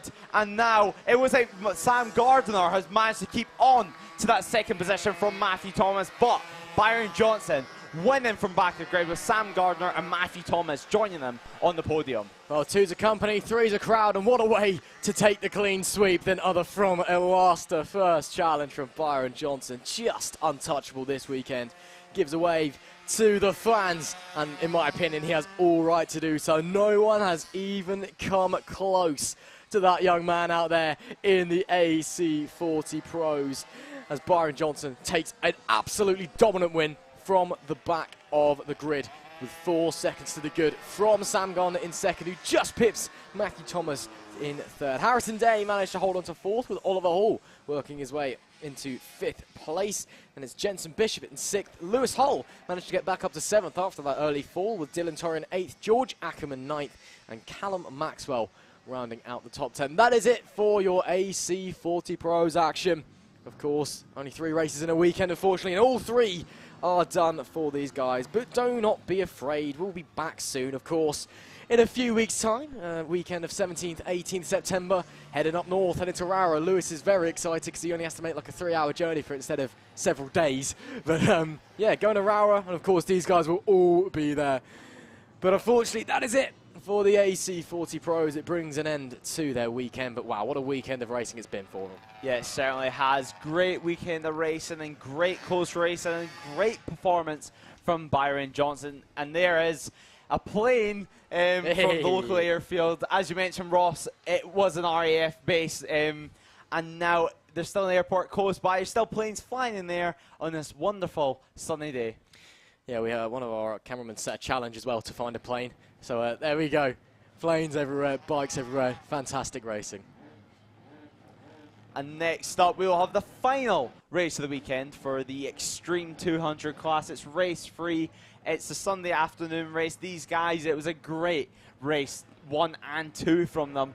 Evan Belford and Philip Starowiak going tooth to nail, really. And Sylvan Mountsie making a slight mistake in race 2, having a crash, having to go back to the pit lane to get the bike restarted and losing about 3 laps and then rejoin just to check everything was okay. So this race, we're going into the unknown, really. And now it's going to see what is going to happen in this 8-bike field. Absolutely. I mean, Sullivan Mountsie in the Extreme 200 class. I mean, this isn't a comment about his riding. It's just a comment about him in this class. He's become a bit of a win it or bin it kind of rider. He's either at the front or on the floor. But he's fantastic on that Moto 4 machine. And, you know, he's a really nice lad as well. And great fun to watch out on track. But he's got some stiff competition. Of course, we've seen a fierce 4-way battle for the win. We've seen a fierce 2-way battle for the win in races 1 and 2, respectively. So, plenty of opportunity for even more exciting, in this race 3. Going off pole, it's Evan Belford, who we had in for some commentary earlier. Going off from second is Philip Starowiak, who we had in for some commentary earlier. Third is Rossi Ballum, who we haven't had in for commentary, unfortunately, but I reckon it might be a good idea someday. And fourth is Sullivan Mountsie, who we had him for commentary at Walton Mill. Noah Guillory goes from 5th to Zach Turian in 6th. Jack Andrews goes off 7th. Jamie King, again, did qualify 8th, but he didn't show up in race 2. Not seeing him out there for race 3 either, so it'll be a 7-bike race. But again, races 1 and 2 are absolutely superb. What's stopping this one from being it? There's nothing stopping it. It's going to be great. It's perfect conditions. Philip Starowiak is looking strong, Evan Belford is looking strong, and Sullivan Mountsie is looking strong. Up till Sullivan Mounsie's crash, he's managing just to keep up to the first 2 guys, which is something that was slightly off the pace in race 1. But now it's looking like it's time, and it's time for the final showdown of the Extreme 200 class as the paramedics gets everyone slowed down, because this is FAB-Racing, this is the Road to MotoGP, and this is the Extreme 200 race free. Well, they're bringing it into the grid. Yeah, seemingly everybody here from the British Talent Cup coming back, or British Talent Cup possibilities in the future. Let's see what happens, shall we? Race 3 of the Extreme 200. It is red lights on.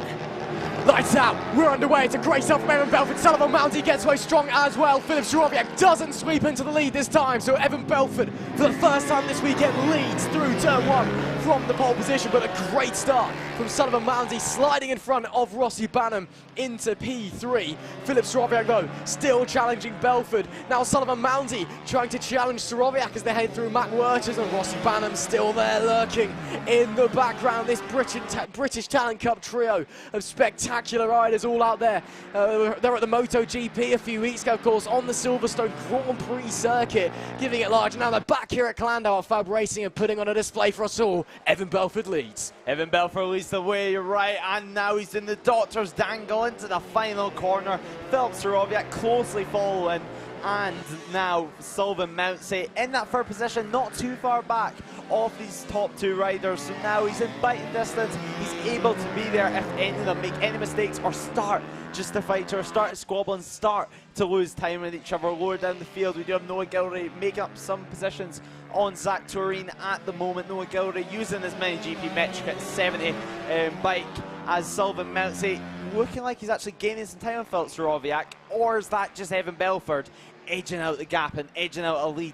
Because at the line last time round, it's 0.5 of a second with the fastest lap as Rossi Banham in that 4th position. He's just done a superb performance in the pit by 140s. What can he do now as Filip Sorowiak shows Sullivan Mounty, which Sullivan Mounty gets a little bit of chatter going into the final corners. Now Evan Belford has a 1 second lead, half a second a lap right now from this guy. Well, Belford was the fastest rider in race 2, but of course just stuck behind Filip Sorowiak. Sorowiak doing an immense defensive job until the final corner, when Belford finally slipped on through and took the win at the death. So it doesn't surprise me now that Belford got the lead from the start after 2 races of Sorowiak slipping through, and he started to open that gap. Sullivan Mounty, though, he's piling on the pressure on Filip Sorowiak.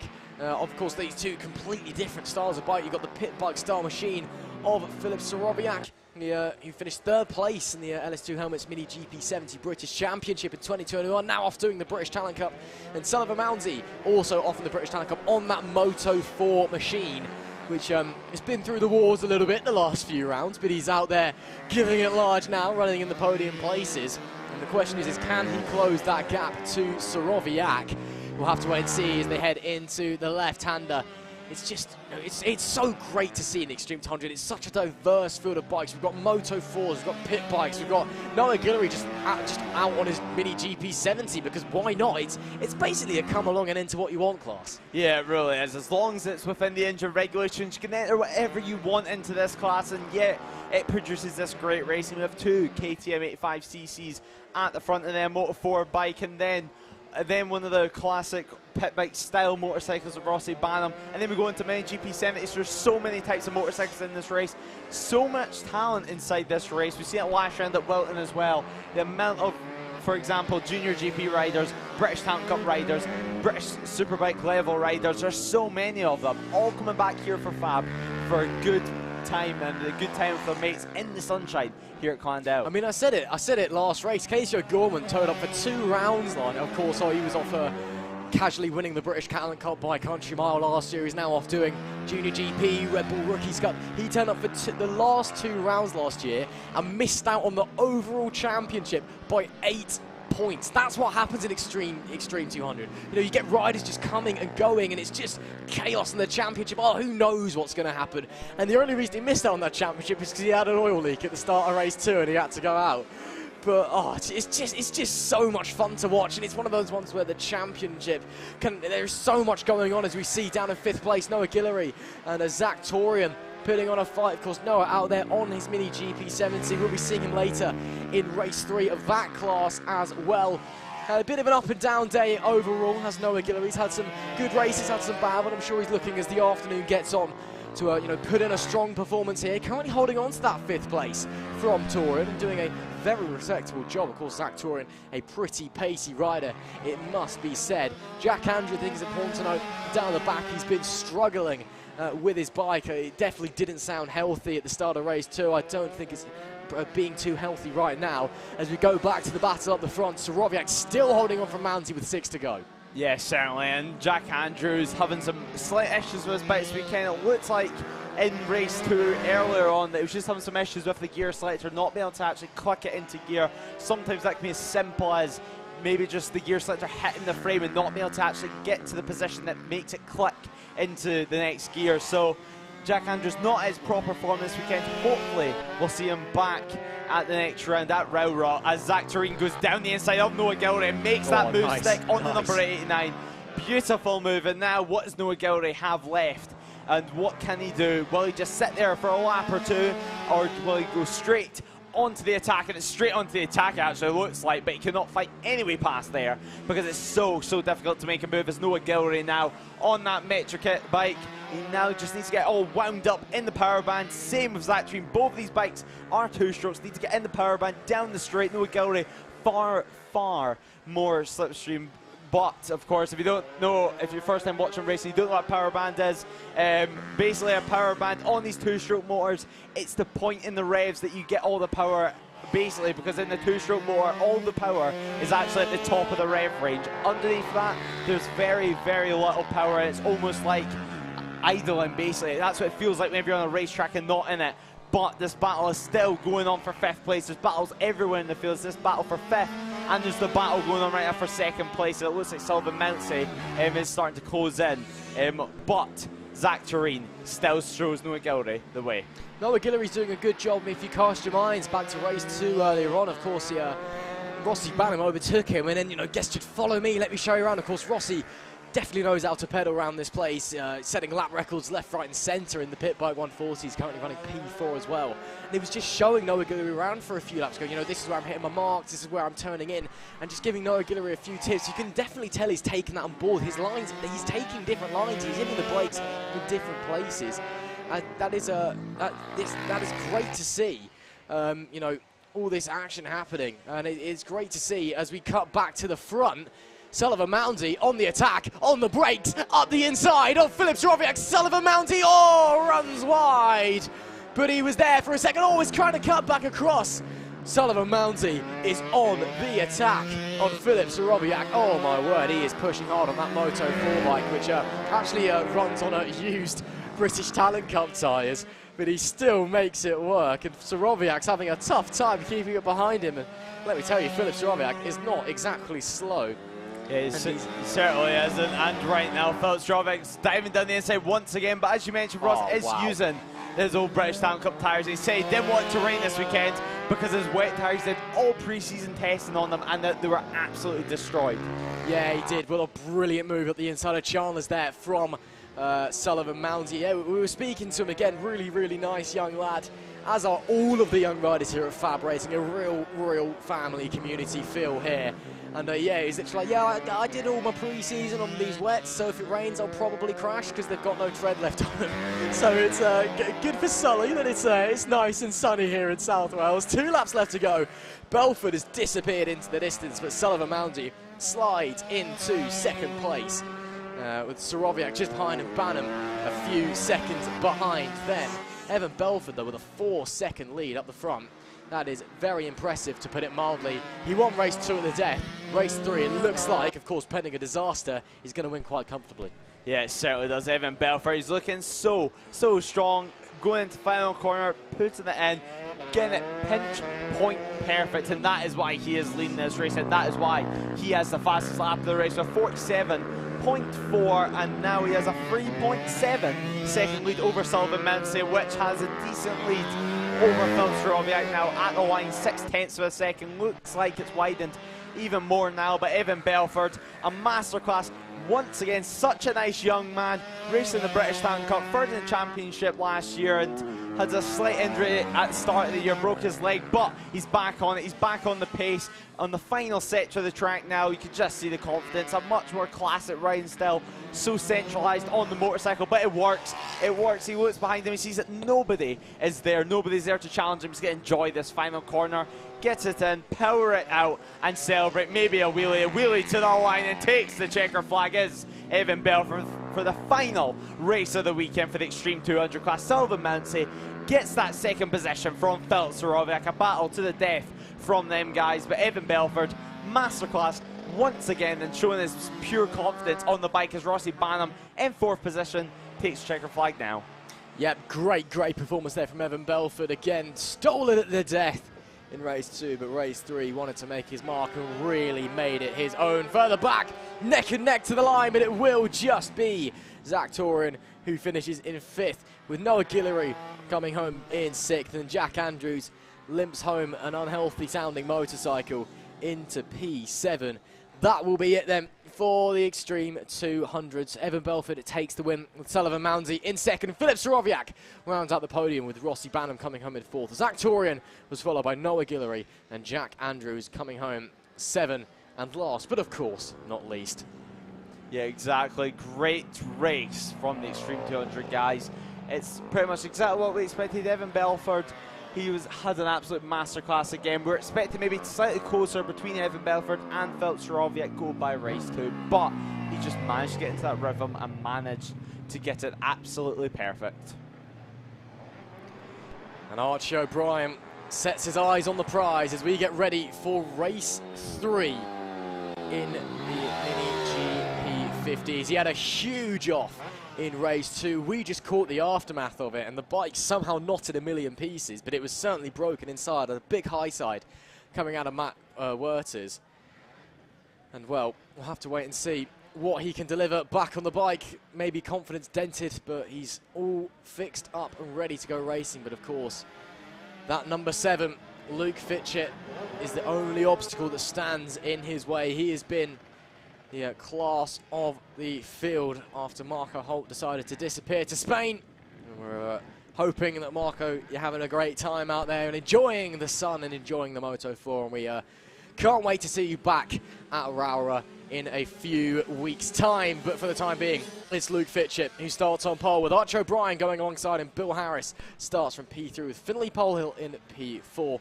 Frankie Watson in P5 after taking his best result of the season in race 2. And Bailey Lawrence rounds out our grid. All eyes on that front row once again.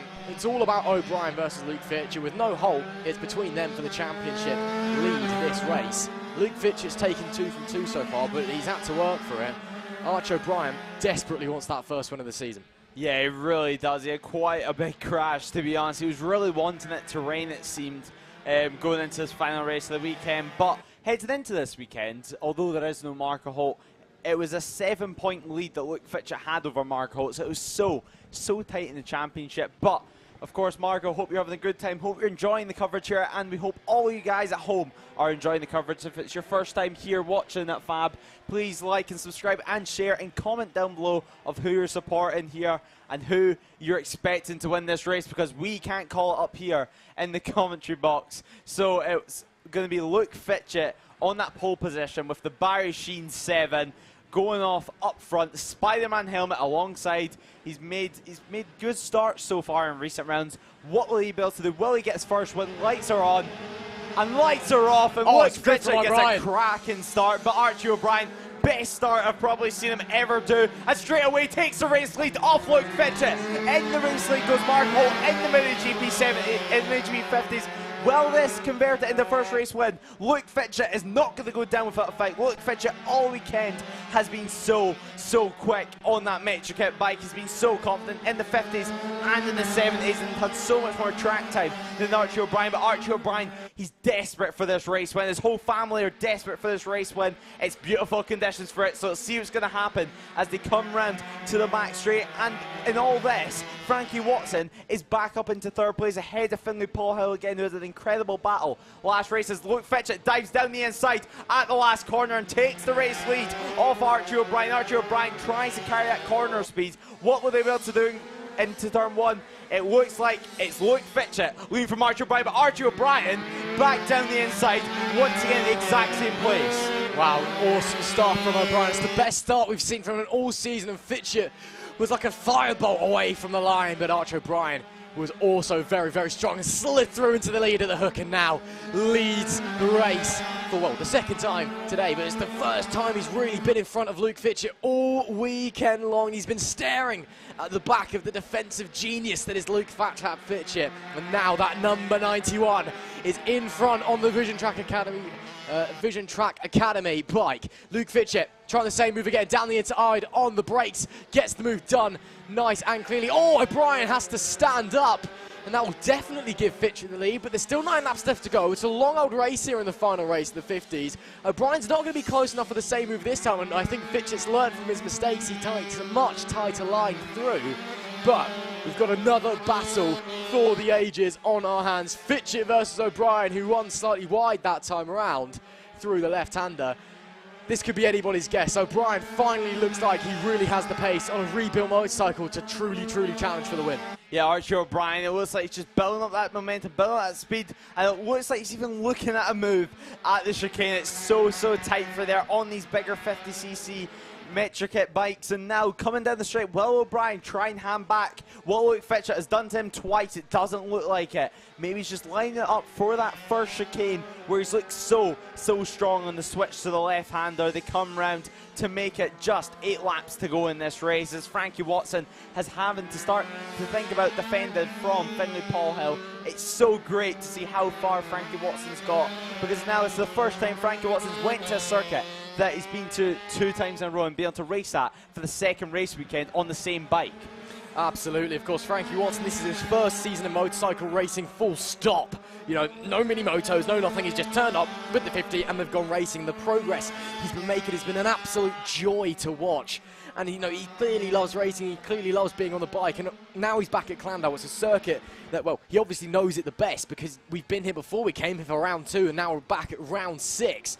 And now he's really putting on a display. He got a podium earlier on. Can he make it 2 podiums in a weekend? Up front, Luke Fitchett still leads with 7 laps to go. Archie O'Brien looking close, not close enough to challenge yet. As Finlay Powell following Frankie Watson with Bill Harris. Unfortunately, I think his confidence taking a knock. And there we see Bailey Lawrence down the back of the field of the 6 bike field. Not the biggest field we've had here in the Mini GP 50s. But she's doing a great job anyway. Of course, Bailey, the only female rider we have in the 50s this season. And it's great to see, of course, the female representation in FAB always on the up every single round. And Bailey doing a great job as always. Yeah, she certainly is. And Luke Fitchett doing a great job up front with the fast lap of the race, a 49.2 now. So a super quick lap time. 2/10 off the lap record. And now is pushing on this race. But now Finlay Paul Hill has started to push on in this race because he's caught right up to the back of Frankie Watson. Frankie Watson, it looks like at the start he's getting a far better start as Finlay Paul Hill, but Finlay Paul Hill mid-race just starts to climb back in, and it leaves it to the last lap to decide this final podium position, as now up front actually it's a 1.3 second gap, so slightly widened, while these guys go all at it for the final podium hopes. Yeah, it's very close out there. And actually, Luke Fitchett, new lap record by a few thousandths of a second, breaks Marco Holt's time from last year. It's a 49.007 for Luke Fitchett. He is getting his head down and getting a move on. Can Archie O'Brien respond, because it's quite a way back already? Luke Fitchett with a new lap record. Does he go even quicker this time? No, he doesn't. Couple of tenths down, but he is lapping very quickly. Luke Fitchett is desperate to make it a hat-trick of wins. He wants to take full advantage of Marco Holt not being here. I do apologise, Marco, if you're watching along. But, well, your championship hopes are being hammered here by Luke Fitchett. And not only that, he's just taking your lap record off of you. This is stunning stuff from Flat Cap Fitchett on the number 7. He is just motoring around here at Llandow. He certainly is. And Bill Harris, who we haven't mentioned yet, still rebuilding his confidence from his crash this morning. In that 5th position, putting in consistent times. A 51.4 is his best time so far. So still a very competitive time.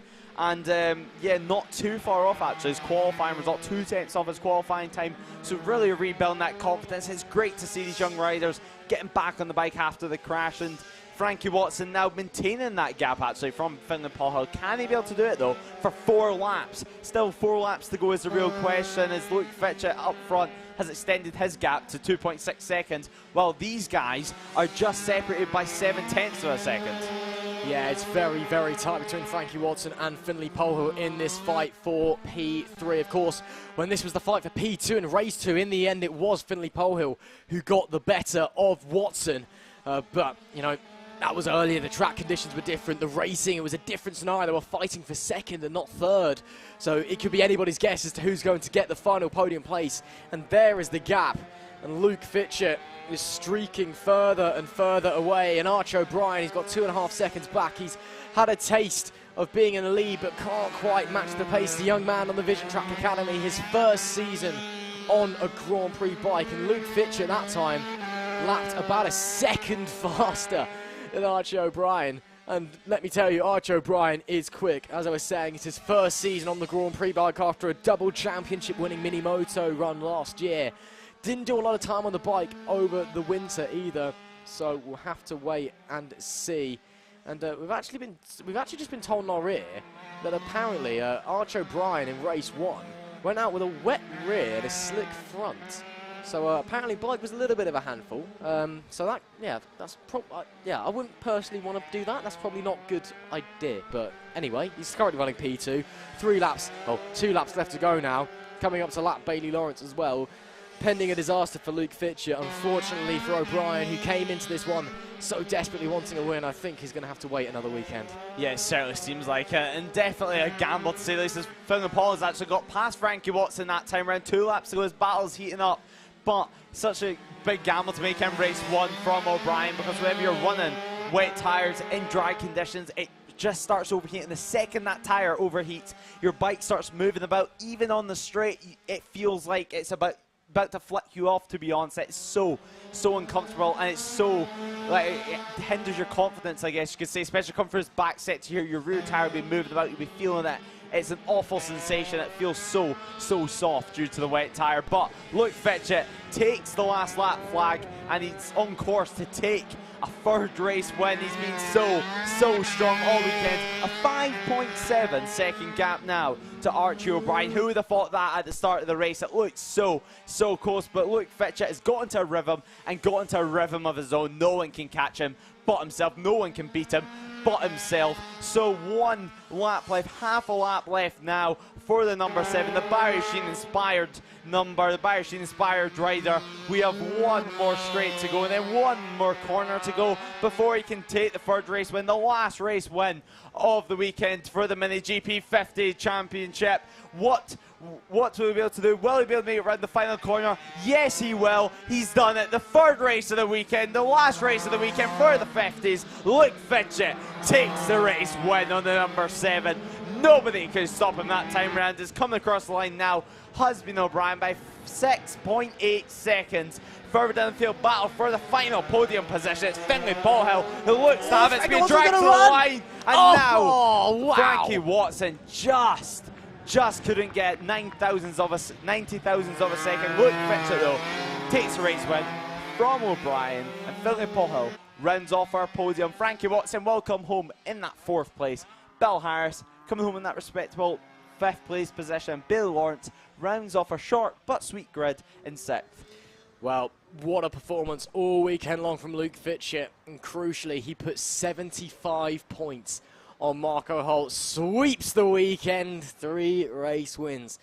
Don't come any sweeter than that, does it? Archie O'Brien, you've got to feel for the young man. He came into this weekend determined to take a race win, and he got the taste of the lead when unfortunately it wasn't meant to be. But Luke Fitchett has now got a firm grasp on that championship lead, and Archie O'Brien has actually slid past Marco Holt into 2nd as well. So it's all to play for coming into Rowra in a few weeks' time, because that is it, unfortunately, for the Mini GP 50s this time out. The final appearance of the AC40 rookies is about to commence as the riders meet up in the dummy grid. And, well, of course, from the announcement earlier that the parents/volunteer marshals aren't allowed to signal to their children if they get a 1-second penalty, a few riders could be a little bit upset going into this one.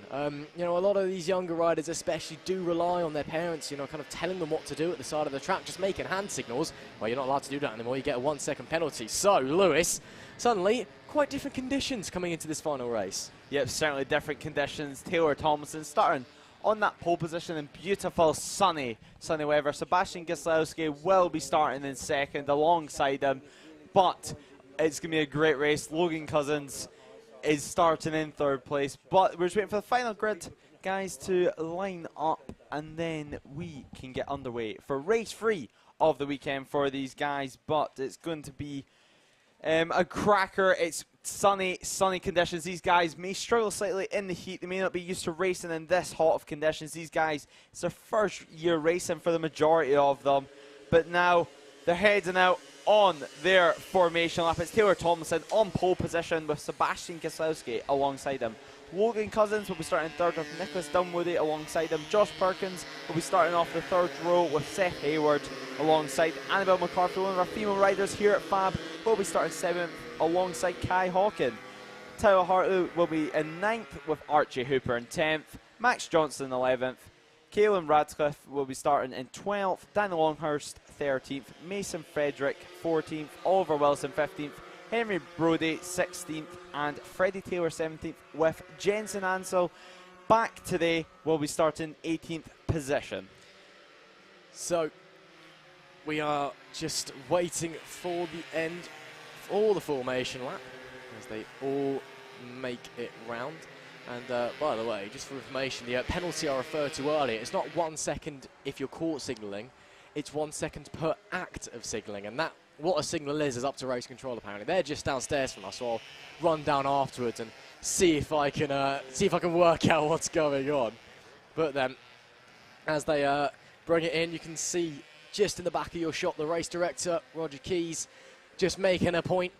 No signalling is the order of the day in the AC40 rookies, but it's their last time out on track. Let's make it a good one. It's been 2 from 2 for Sebastian Gieslowski as we wait for the final riders to come round to the grid. But Taylor Tomlinson, as much as he's struggled by his standards, having not taken a race win, he is determined. But Sebastian has been on top. Well, what can Taylor do coming into the final race of the weekend for the AC40 rookies? The youngest category we have here at FAB. And always an entertaining one. It is the red lights on, and the red lights go out now, and it's once again a strong start from Gieslowski, but it's the best that we've seen all weekend from Taylor Tomlinson, but he can't take the lead. Gieslowski holds it on into the hook behind them as well. That's Nicholas Dunwoody, I believe, who shot into 3rd place from 4th on the grid, but Gieslowski again, Lewis, with a fantastic start. Yeah, great start from Sebastian Gieslowski. At the starts, it just seems he kicks a lot longer and runs with the bike a lot longer than Taylor Tomlinson. Taylor Tomlinson relies on that power of the bike, but it's maybe just not in the perfect position for the revs, not in the perfect power band for these bikes and for this track and for the race launch. So Sebastian Gieslowski in the race lead in a confident style on the number 64. Keep in mind these guys are rookies, and in 3rd position, it's a massive train of riders battling for it, but it looks like it's going to be the number 35 of Nicholas Dunwoody who stays in that 3rd position. Josh Perkins looking to make a move up Seth Hayward, but cannot make it work at this final corner. Too far back it seems, and now we come across the line last time round. 0.3 of a second separating the leaders, so a lot to play for out front in this final rookies race of the weekend. Gieslowski leads the way as they finish the first lap, and Taylor Tomlinson, again, as I said in race 2, spoke to him this morning. And his worst problem, not that Gieslowski was getting the better start, it's just that Gieslowski is younger than him and he's lighter than Taylor Tomlinson. And you just can't quite keep up with him round here at Llandow for some strange reason, and no one really knows why. But, you know, keeping with him anyway for the time being is Taylor Tomlinson, the championship leader. Nicholas Dunwoody in P3 as well. And a big shout out to Logan Cousins, who went off 3rd on the grid, and after a big crash in race 2, he's back out there. You can just see him there fighting for P6 with Seth Hayward and Josh Perkins just in front, but this battle isn't over as the number 10 goes through.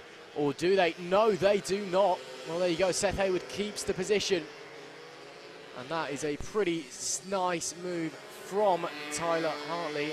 And we've just been told that Seth Hayward, the number 15, has a 3-second penalty for a jump start. So Seth Hayward running P4, that's not how you want to end your weekend. That's certainly not. Number 15 of Seth Hayward has a jump start penalty, but up at the front, Sebastian Gieslowski still with that race win, and that looks like actually that's going to drop him all the way back to about 7th position, Seth Hayward, so from 4th to about 7th. But the race is not over yet. He can still make up some time. Sebastian Gieslowski is needing to make up some time though, because Taylor Thompson is on his tail and looking so strong. And into the braking zone we go now. They're both tucked in, both trying to get in slipstream.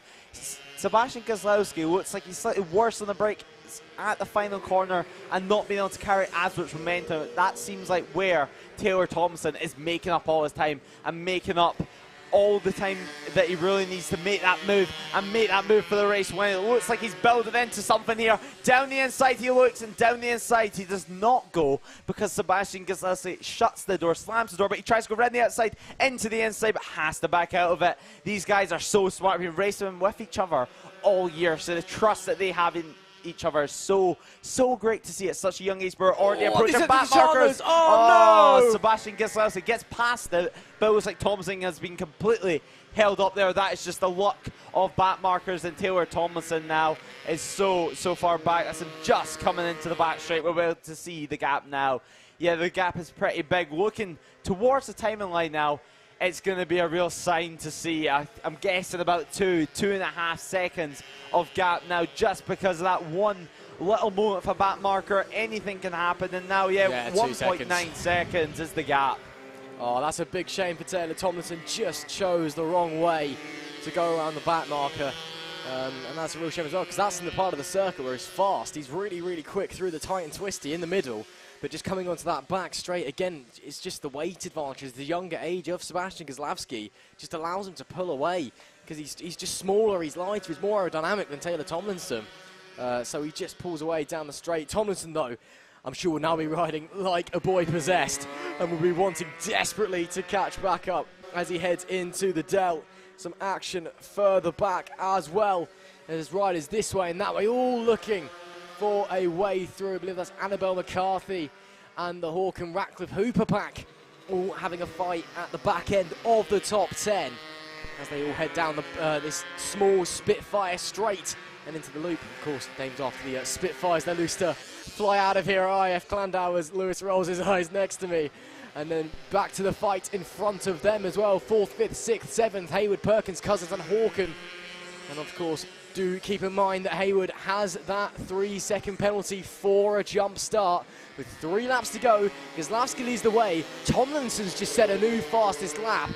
That is almost a second faster than Sebastian Gieslowski, and he's cut down the advantage to just 0.6 of a second. Tomlinson is back on it. Yeah, Crew has something in the back pocket, a 57.7. That's an incredible lap time, and 1/10 off the lap record that's currently held by Archie Gibbs, set in 2019.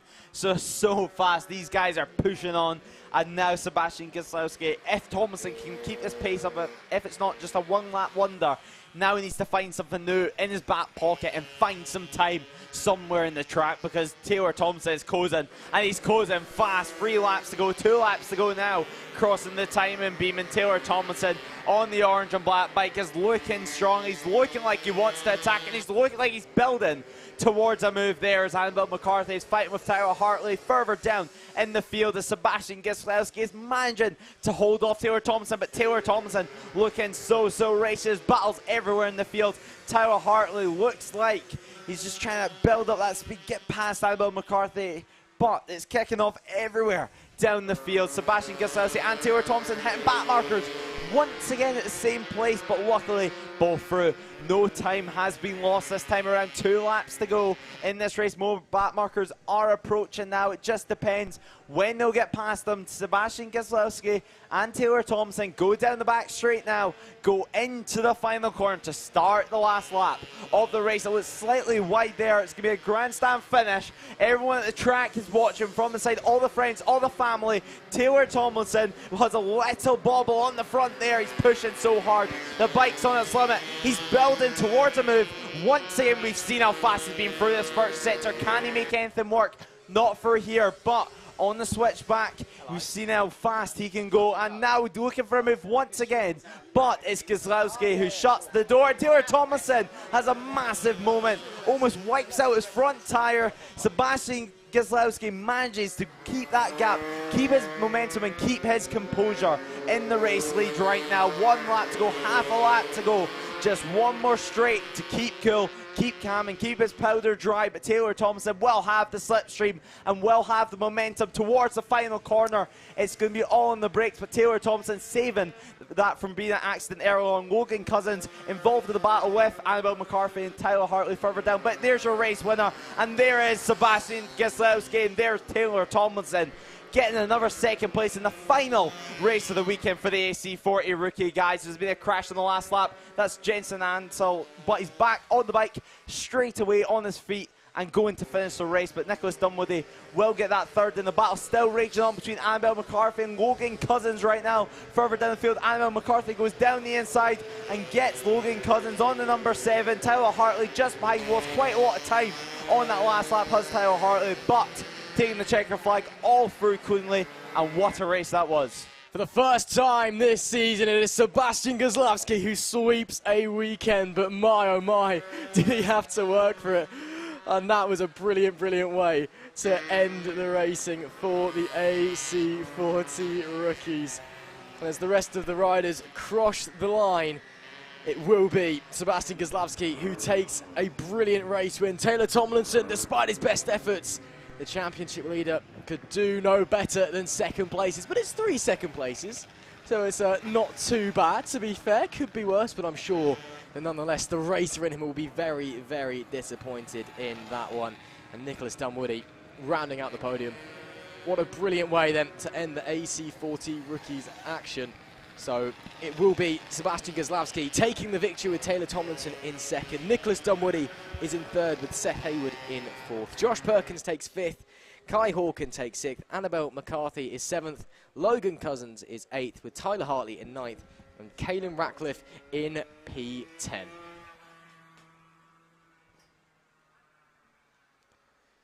So as we get ready to go racing once again for the final time in the Moto team class, I'm joined by a very special guest and the owner of the #1 bike, Jamie King. Jamie, pleasure to have you along here. Nice to be here. And of course, racing yourself in race 2. It's not you on the bike in race 1 and race 2.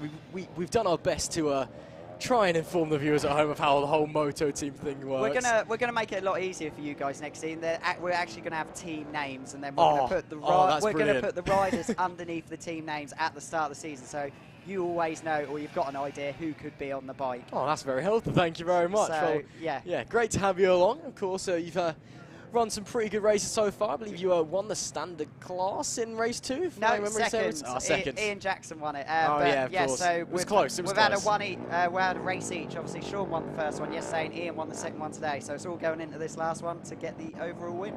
Yep, absolutely. So as the riders make their way out onto the grid for the final time this weekend, if you're just joining us, hello and welcome to round 6 of the FAB-Racing Mini Bike British Championship. You join us just in time for the final race of the weekend for the Moto team class as they make their way out onto the grid. It's been a fantastic day's worth of racing. And, well, as we get ready to go around for our formation lap, it will be Will Howarth once again starting from pole position with Sean Whittaker on that #1 of Jamie King going from P2. Jack Andrews' bike, the number 14, starts in P3 with Ian Jackson going from P4. There you go, it's Nathan Riggy. It's Nathan Riggy on Jack Andrews' bike. This is where it gets confusing because Jack Andrews is on Jason Pugh's bike just behind him. It's a bit confusing. I think if they were both in the standard class, I don't think Riggy would have let him do it because they're in separate classes. And obviously, Jason had a terrible tumble in the wet yesterday. Yeah. He's helping Keith Bolton's team out. So it's a bit confusing. So the bike that it says Andrews on the side, Jack Andrew is not on that one. He's on another one. But it will be Jason Pugh with Jack Andrews on it. The number 8 going from 5th. The number 19 of Phil Mapplebeck from 6th place. Row 4 is the 333 and the 888 of Scott Jewett and Madison Martlew. And then rounding out the top 10 is Philip Joyce on the 119, Paul Kelly on the 339, and then Ian Baker. The 229 starts from P11. That'll be your grid for the final race of the Moto team weekend. And as the riders line up on the grid, of course, Will Howarth is leading the way. Yeah, I know Will hasn't been getting that bike running right, so he's been making for some really good battles with Sean and Ian and Riggy as well. So we'll see if he's got sorted this race, but his open bike, if he can get it working, he should fly away. Here we go. Lights out, we're underway. Really Not good the start. best start there from Will Howard, but he gets away well. A decent start from the number one as well, and I believe that's Nathan Riggy trying to slide up the inside of Ian Jackson on the 270. Yes, it is. He slides through on the 14 into third place overall. Somehow Will Howard, despite not getting the best immediate launch, has managed to get himself quite a good gap already. But as we saw in race 2, it may not all be sunshine and rainbows. Might be falling back a little bit as the race progresses. Just depends on how the bike is running. The 14 through on the 270s. We can see just behind the number 8. Up the inside, I think, of Nathan Riggy. Did he get through? No, not Nathan quite. held it. Let's give Sean a little bit of a gap now. But Will looks like he's got it sorted. He's pulled a nice early lead. Yeah, and then we've got Jack right up behind Ian Jackson. Yeah, that top 5 breaking away once again, of course. Bear in mind the 2 different classes here. So as we see, that's the number 119. Yeah, Philip Joyce going down. Looks like mechanical. Yeah, well, yeah, hopefully he can get the bike restarted. But looks like Jack Andrews is up the inside of Ian Jackson. So Ian's dropped another position now. There you go. Ian Jackson has been really, really quick all weekend long, suddenly encountering problems in this final race and going backwards early on. So he'll drop to 3rd in the standard class and 5th place overall. Again, the overall positions, they don't really matter that much this year. It's all about where you're fighting with your class. Yeah, the flags, no overtaking into there. Yeah, I mean, it's a difficult place to overtake down into the Chandler's corner anyway. If you can pull it off, you're a brave, brave rider. But yellow flags for the mechanical issue with Phil Joyce. Cannot overtake, of course. And as they head back onto the hanger straight, it is Will's still Will not getting Howarth. away. No, again, Will Howarth struggling in the straight line down the long hanger straight. Just hasn't quite got the pace once again. And that number 1 bike with Sean Whittaker on board. Right there again. Yeah, closing in. Again, just a reminder, Sean Whittaker on the number 1 and Will Howarth, different classes, so if they're fighting, it really doesn't matter. It does really, it is very nice though if you can get a bike in between you and your rivals. So that is true. If you can get Will in between you, and obviously we've got Nathan out there, it really helps. If you get a rider in between, they can't overtake you then, so it does help a lot. Well, we'll have to wait and see what Sean has in his back pocket as they head down into Chandler's. No yellow flags this time. That Jack Andrews up the inside. Nice move up the inside, as I think I just saw. Of his own teammate. I think I just saw there in the foreground of the shot someone running to pick up a bike. And Ian has also got past Nathan Riggy as well. So Nathan Riggy has really lost a lot of momentum there. Problems then for the number 14 bike. He's just lost 2 places in about 2 corners. So, and a little gap is starting to appear between number 1 and number 8 now.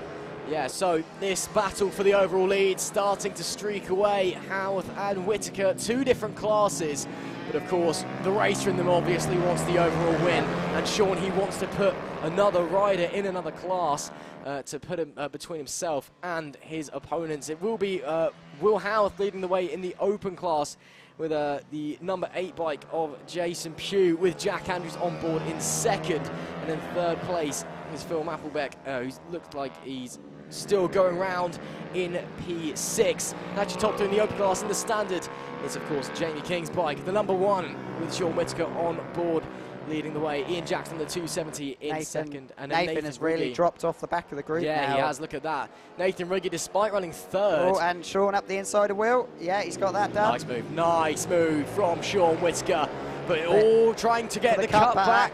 Can he force up the inside? Can Will Howarth make it work? No, not quite. Well defended by Sean. Yeah, lovely stuff. Lovely riding by Sean Whittaker. A bit of a moment by Jack. And we can see there some of the riders just struggling a little bit. It would seem it's very warm out there. I did find in my last pit bike race, grip was starting to become an issue just because the temperatures have rose over today.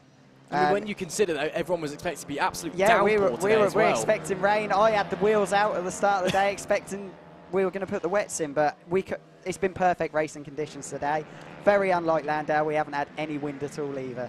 Yeah, no, it's really quite bizarre, the weather, but South Wales does what South Wales wants to do. And we've got Rower next, which is even more bizarre. For those unaware, Rower's in like a little quarry, so the weather is really its own microclimate. Ian Jackson has just gone up the inside of Jack Andrews. Yeah, he's got the move done. Not quite. They're still neck and neck coming into turn 1 as Will Howarth retakes the overall lead of the race from Sean Whittaker. Of course, again, really wide. Both of them, did they touch coming through turn 1? This has really helped Sean out. I'm not trying to be biased, but that was brilliant. I mean, Jamie, of course, your #1 bike is having a great time out I just want to go down there now, tell Sean just to calm down. He's got a big gap. Well, I think he just glanced back. Yeah, he did. He's just noticed that behind him is absolutely no one. I think he can just take it from an... Ian Jackson, yeah, down off the bike, coming through the left-hander. So problems for Ian Jackson. Can he get it going again? It's electric start on these, so he should be able to get it going, but it depends if there's any damage. But he's looking like he's struggling to get it moving. But if he got back to the front, and Will Houth has started to streak away, so I think he's backed off. Sean has definitely thought, I've got the gap now. The sensible decision, of course. Yeah. Sean leading the way in the standard class. Of course, you've got Nathan Riggy. Second now in the standard class. Yeah, Jackson as well. So all of that chaos down at the hook, down at turn 1. It's really helps Sean. He can breathe a little bit easier. And obviously for you as the team boss, might just relax a little bit. Oh, there's no team boss. We paid 50-50 for the bike, so we both look after it. We both have to do all the wheel changes and the maintenance. So it's good fun, cheap racing when you can spread the cross between two people. Oh, absolutely. I mean, this is of course the some of the cheapest races that we have here at FAB-Racing as well, isn't it? I mean, you buy a road bike, stick a fair one, and off you go. Slick tyres, and away you go. And I recommend anyone to come and get involved in it because it's cheap as chips racing. Absolutely, and of course, if you do fancy getting involved here, don't be afraid to head over to the FAB-Racing website to find out more. And, well, as you said, cheap as chips racing. This is one of the cheapest grassroots form of motorsport can go. And well, again, Jamie, you've been here at FAB for a long while as well. Any advice for anyone looking to get a start here? I would say, come have a word with me. I said I've done pretty much every class at FAB now, even when I was a kid, doing the Metro kits and the mini motos and that, so I've done every class. So I also help run the FAB-Racing media channel, so you either can write to me personally or write to me on the FAB channel on Instagram, and I'll get back to you. The best way of advice is come to a meeting, come watch, and just come speak to some people. It's the best way, and you can find out what class is best for you. Yeah, and really friendly community here, obviously, as well. Yeah. So it is a nice day to come and hang out and watch some racing as well. Of course, all of the action. And if you fancy coming along, we're in Rowra in the Lake District in a few weeks' time, and then in October for the finale, we are off to Red Lodge in Suffolk. Hopefully the weather's like this again. Yeah, hopefully the weather is nice and warm. We've had a few wet races in a row now. We've come to we expect it to be wet here, but it's been nice and sunny as we see there. Jack Andrews. Phil Meckelback. Yeah, Jack Andrews, I think, is having problems on that number 8. The bike doesn't look like it's running great. No, he's massively dropped back. He was originally running up there with with his own bike. Yeah. With Nathan. It got a bit tangled up. But yeah, no, he's having a few problems now after that kerfuffle down at turn 1, and now Jack Andrews on Jason Pugh's bike. Of course, Jason Pugh not with us after doing in a few ribs and a collarbone in the practice, and we hope he gets well soon. And if you look back to the front, there is Will's just streaked away now. Yeah, he's got that bike running spot on now, but we see this from Will. That bike is extremely fast. Obviously, I think if Darren Anderton would have been here, they would have had the good battles that they usually do, but unfortunately Darren's not here this weekend. But hopefully he'll be back for Rowra and we can have them two battling it out again. Absolutely. Will Houth, though, once again, just absolutely flying up the front. He absolutely loves it around here. He absolutely loves that bike. And when they gel, when it all starts working, they are an unstoppable combination. Leading the way overall, leading the way in the open class. Just behind them, though, of course, Sean Whittaker on that number 1 bike, leading the way in the standard class. And with about 2.5 laps left to go in the final Moto team race of the weekend. And seems like all of the action has seemingly separated a lot of riders running on their own. And just Phil Meckelback and Jack Andrews still battling it out. Jack Andrews, of course, having a few problems on that number 8 bike. Just, I'm not sure what happened. I'm not sure if he's just been thrown off mentally maybe by that I don't know if it might have been a problem with the bike that caused the moment. Yeah, we don't know. So, but yeah, he's just trying to get the points for Keith Bolton's team now, because obviously we wish Jason gets well soon. Yeah, absolutely, of course. Best of wishes to Jason Pugh. Hopefully we can see you back in action as soon as possible. But as Will Howarth rounds Chandler's Bend, one of the trickiest corners on the circuit, he has got a dominant lead in overall and the Open. But yeah, it is very good. I mean, what's it like riding around here? I mean, it's hard to say. I'm not the biggest fan of Llandow, but it's been a lot better this weekend. My results have been a lot better. I've beaten my personal best on the pit bike this weekend, so I've been mega happy with that on the new bike. It's not one of my favourite tracks, I'm not gonna lie, but Rara, that's the one.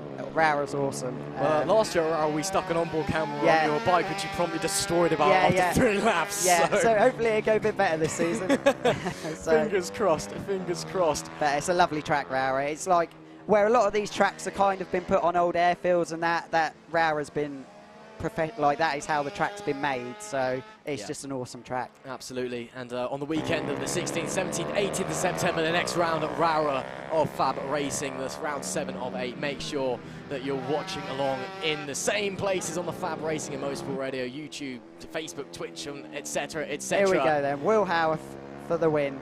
Open class. There we go. An overall win. Dangling a leg like Rossi. An open class.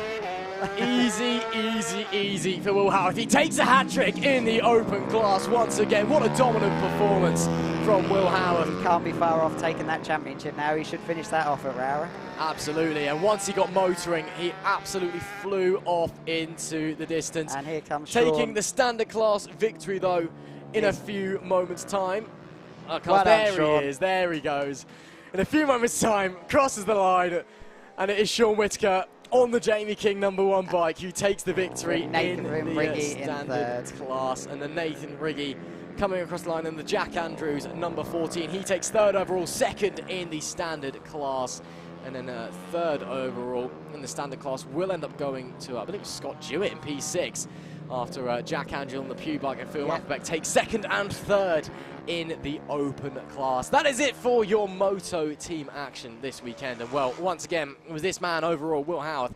Once that bike got motoring, Jamie, he was gone. Yeah, he got it. It's very highly strung, that two-strokes. Two-strokes are extremely hard to look after. But he's very good at it because obviously he's always up the front in the senior mini motos as well. So he finally got it running right for that last race day and just cleared off.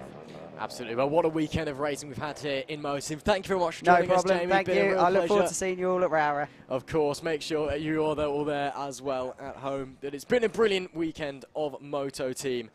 And, well, again, they'll be back at Rara. As we bring it in for the LC40 Elite, the final LC40 Elite race of the weekend.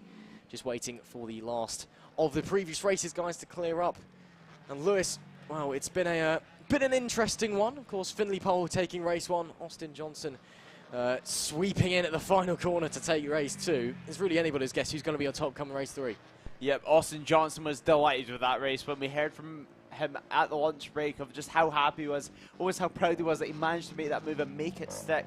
And he was also telling us that he has a slight straight line disadvantage compared to Finley Paul, so he really has to make up that time on the brakes and at the corners. Yeah, absolutely. Finley Paul, a little bit of the opposite. I'll speak to his dad. He was a bit disappointed to lose out at the final corner, as you'd expect. But going off of the pole position once again, he's got every opportunity to have a good result today. But the conditions have massively, massively changed since race 2. It is a lot warmer out. The track, of course, getting rubbered in now as well. So the behavior of the bikes is going to be very, very tricky.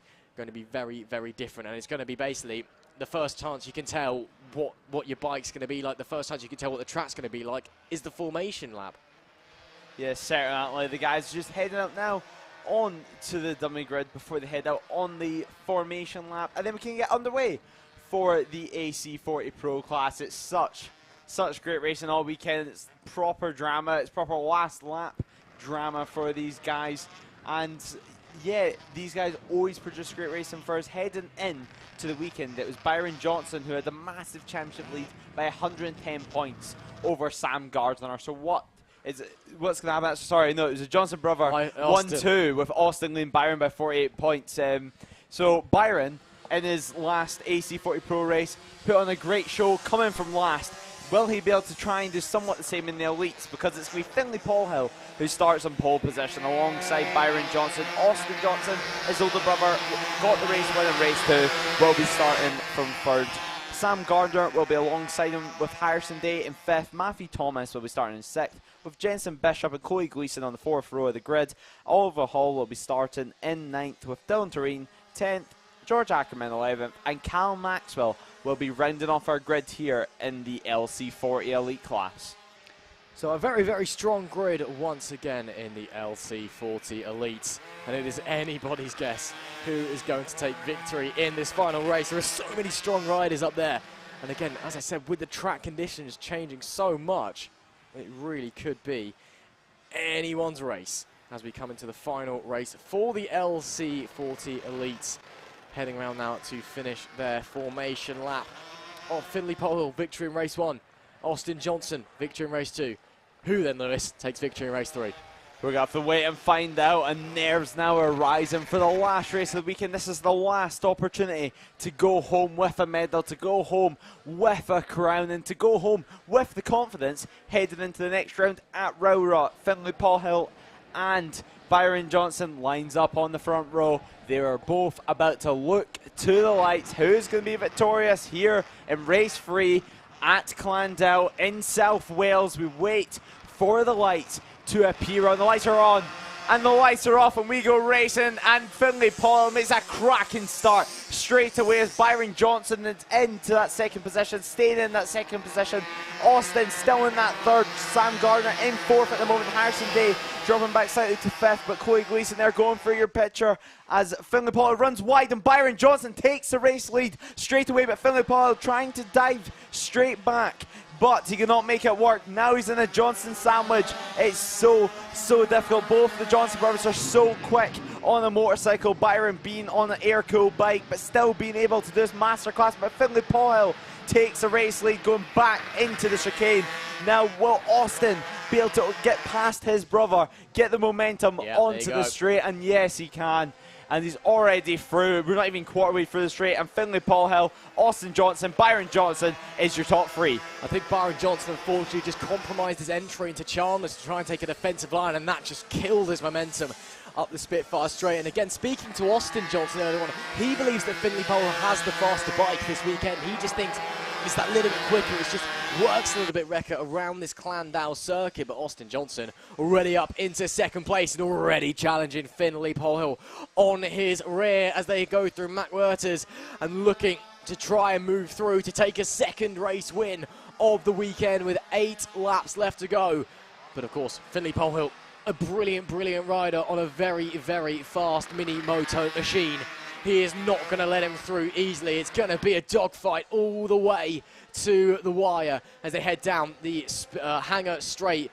And once again, Austin Johnson slightly larger than Finley Polehill. Both of them some of the more older riders on the grid.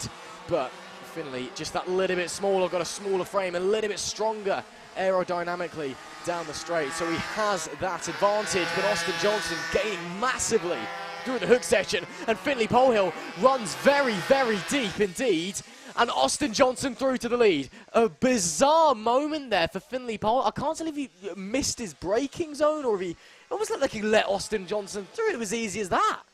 Well, Finley Polehill now has a lot of time to make up, and now it looks like he wants that position back. So it definitely wasn't deliberate, but Finley Polehill, he does also race in the 50 Mini GP 50 class, so he has extra track time around here, extra time on the bike, extra time to feel the conditions around this circuit. They both come down the hangar straight now, and it's Austin Johnson, who takes the race lead in this race. Coming across timeline this time, it'll be 6 laps to go, just 6 laps, and just less than 2/10 separating them. Byron Johnson just further back on the 3rd position, on the final place on the podium, as Harrison Day's in a scrap right now with Jensen Bishop straight on his tail and Matthew Thomas just behind. That's a 4-bike battle actually right now for that 4th place. Johnson, Gardner, Day, Bishop all fighting for it as Bishop goes slightly wide there and Matthew Thomas is trying to bite back, but it doesn't look like he's going to be able to make it work as Harrison Day, much wider exit, much more sweeping line as Jensen Bishop is now trying to make a way past, but up front, once again, Austin Johnson, he's looking strong, but Finley Polehill with the quote-unquote faster bike. We don't know actually how much faster it is in a straight line. You only really know when you're on the bike because it's not too visible to see, is in that 2nd position. I'm going to trust Austin Johnson in this one, but Austin's also in the lead, so who really knows? Again, the track has changed so much since the second race. It's warmer, the track is sticky with all the rubber that's been laid down, so it's going to be more brutal on the tyres, more violent on the tyres. We see further back in the pack some fighting going on in the mid-pack. Jensen Bishop trying to challenge Harrison Day. Just behind them, Matthew Thomas as well, looking to make a move forward. Harrison Day unfortunately hasn't quite had the race pace today. He's made some really good starts. He was really strong in qualifying in both the LC40 Elites and the AC40 Pros, but just come race day, it just hasn't quite worked out for him, unfortunately, and hopefully he can find his rhythm with 5 laps left to go and hold on to that 5th place. But of course, Jensen Bishop, Matthew Thomas, 2 very, very talented young riders looking to make a move. That's Harrison Day actually trying to break the toe heading down that back straightaway, because in these mini motos, the slipstream, the toe is so important, because most of the aerodynamics of the bike is you know, because there's so little bike and you want to get as fast as you can down the straight. You've really got to just crouch in. Yes, certainly. And Sam Gardner this round looks like he's got a slightly new front fairing on, but he's as quick as ever. He's had quite an up and down season, has Sam Gardner, from round 1, having quite a violent crash if we cast our minds back all the way back to Lid. But he's came back, and he's came back stronger in that 4th position right now, leading the 3 riders behind him and leading quite a fierce battle for 4th position right now as we go back to up front. Finlay Paul Hill looks slightly closer actually this time round, a slightly more sweeping line, slightly more mid-apex corner speed, and now he's carrying all that momentum through to the first chicane and through to the first overtaking opportunity we're going to come to. The door does shut on you quite easily here though, so it's very easy for Austin Johnson to defend. His brother Byron still lies in 3rd, 7 seconds off these 2 guys. These 2 guys are up front and are away from everyone else. It's looking like a strong performance from Austin Johnson and Finlay Paul Hill, both of them on the pace straight away. Absolutely, those 2 are flying away at the front. Obviously, considering Byron Johnson is on an air-cooled bike compared to these 2, they've put 7, nearly 8 seconds into the poor young lad. And of course, that's no disrespect to Byron Johnson, but these 2 have just shot off into the distance. And after this corner, it'll be 2 laps to go. Johnson, that being the Austin one, holds the advantage, but Finlay Polhill going from pole position, he wants that 2nd win. This is a battle. This is for whoever wins this race, takes 2 wins this weekend. Austin Johnson will desperately want it to continue his championship dominance, but Finlay Polhill would just love it to come away with a 2nd medal to his name after sustaining an injury earlier in the year and having to come back and rediscover his form. But he's doing a class job so far on the 113, and I think he's just sitting, waiting patiently. I think he's being smart about it. I don't think he's going to do the move on the last lap if he can. Yeah, we're just going to have to wait and see. It's almost last lap time now, though. Austin Johnson leads from Finlay Polhill. Will Finlay Polhill try and make a last lap, last corner move like Austin done to him and get payback and get that confidence heading into Rowra? But now, once again, a far more wider sweeping line from Finlay Polhill as he looks down the inside for the first turn, but he cannot make it work. He cannot get through, he cannot find the gap in Austin Johnson. Austin Johnson, he's defending perfectly, and he's not going too defensive to affect his drive. But now Finlay Polhill forcing his way up the inside, but it gets slammed shut by Austin Johnson. Some back markers potentially getting into play now. We're just going to have to wait and see when they hit it, if they get into them, and where and how lucky these riders are going to be when they come to him, because this is the last lap. There's George Ackerman and Cal Maxwell having a battle, but there's the race leaders right at him. Finlay Polhill is looking like he's going to get held up, and he has.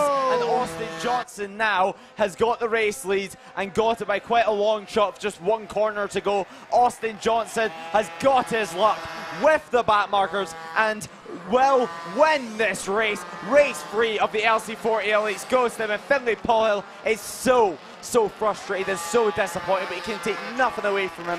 It was pure luck when he hit the back markers. Austin Johnson wins the race from Finlay Polhill, and then his brother Byron comes home in that 3rd position and in that air-cooled bike. We have seen time and time again how the back markers can completely change a race. And actually Finlay Polhill looks like he's actually gone down after the checkered flag, so hopefully he's all okay. Back on the bike to ride it back to the pit, so that's fine by my book.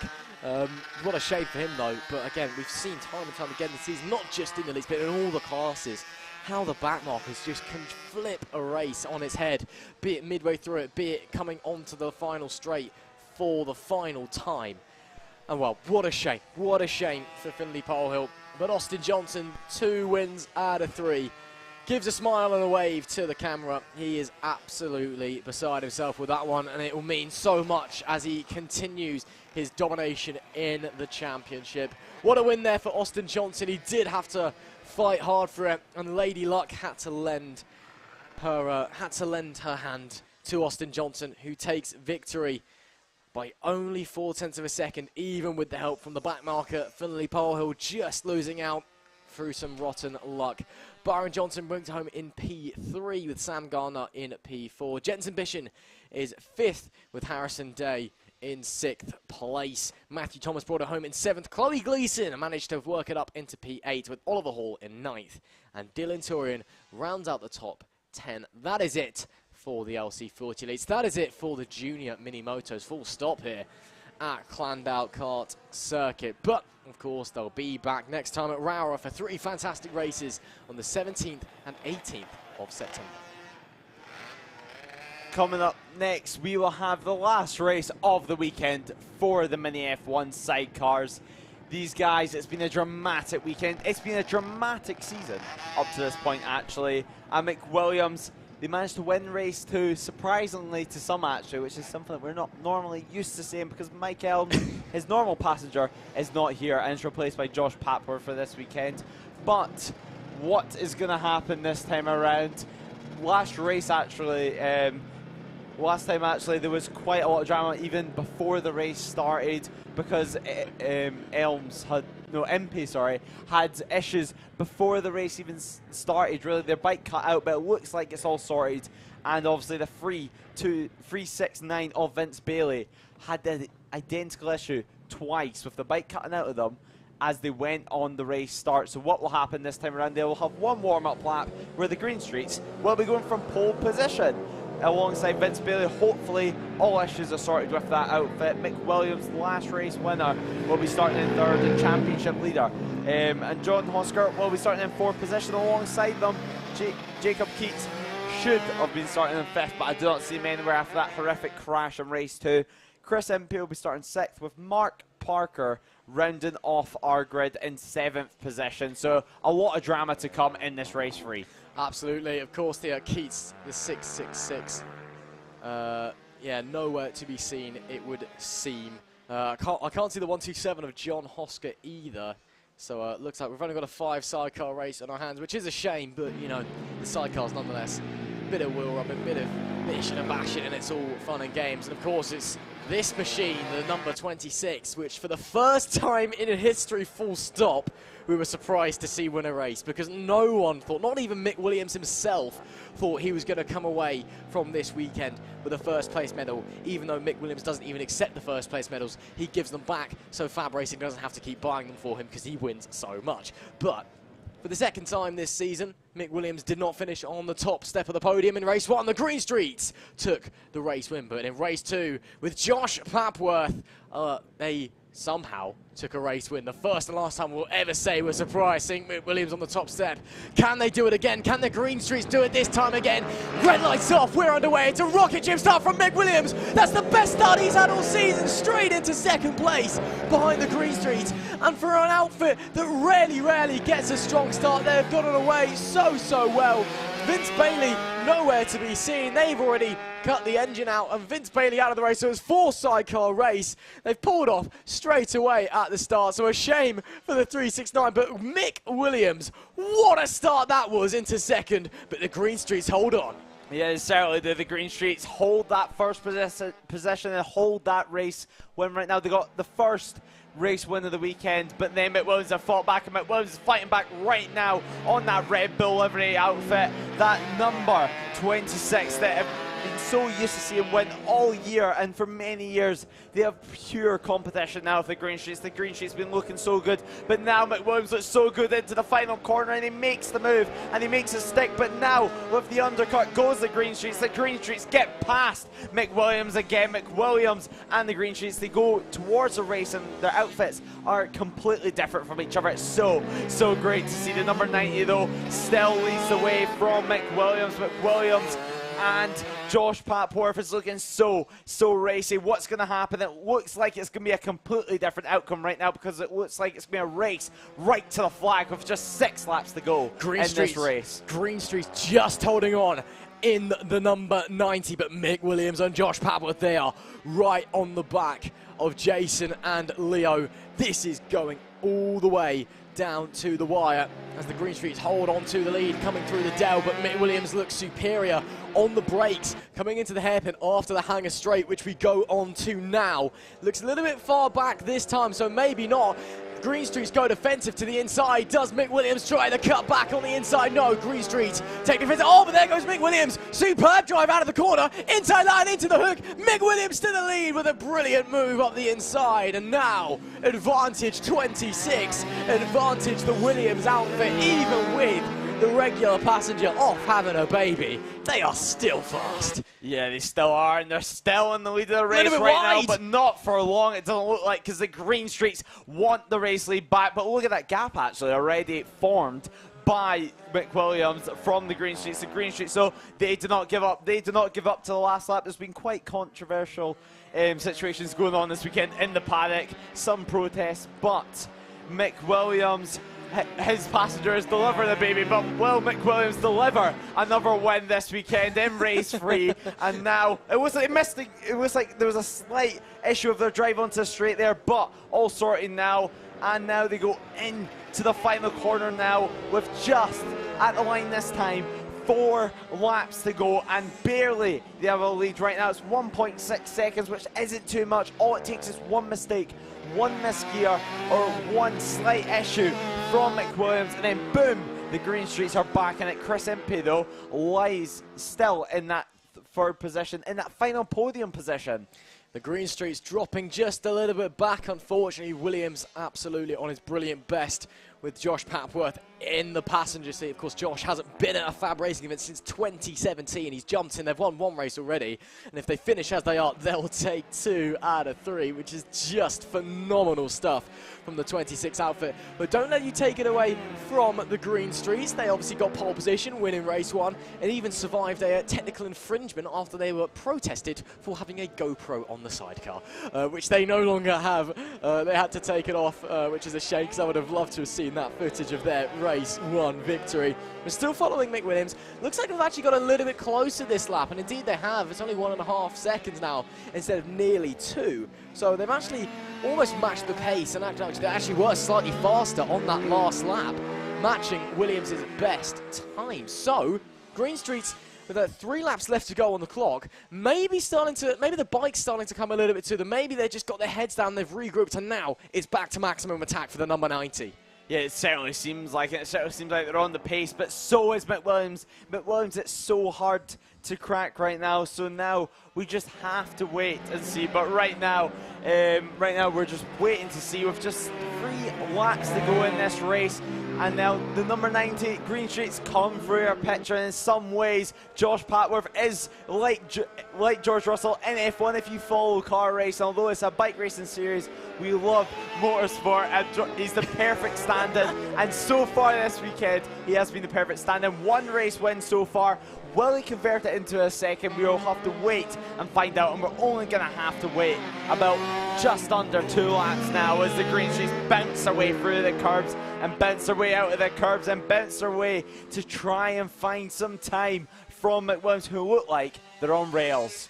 Yeah, slightly extending the gap again that time, the number 26 machine. It has been brilliant, brilliant, brilliant from them this race. Even, you know, with the woes, they didn't really do much practice on Friday. The first session they went out and did was qualifying 1.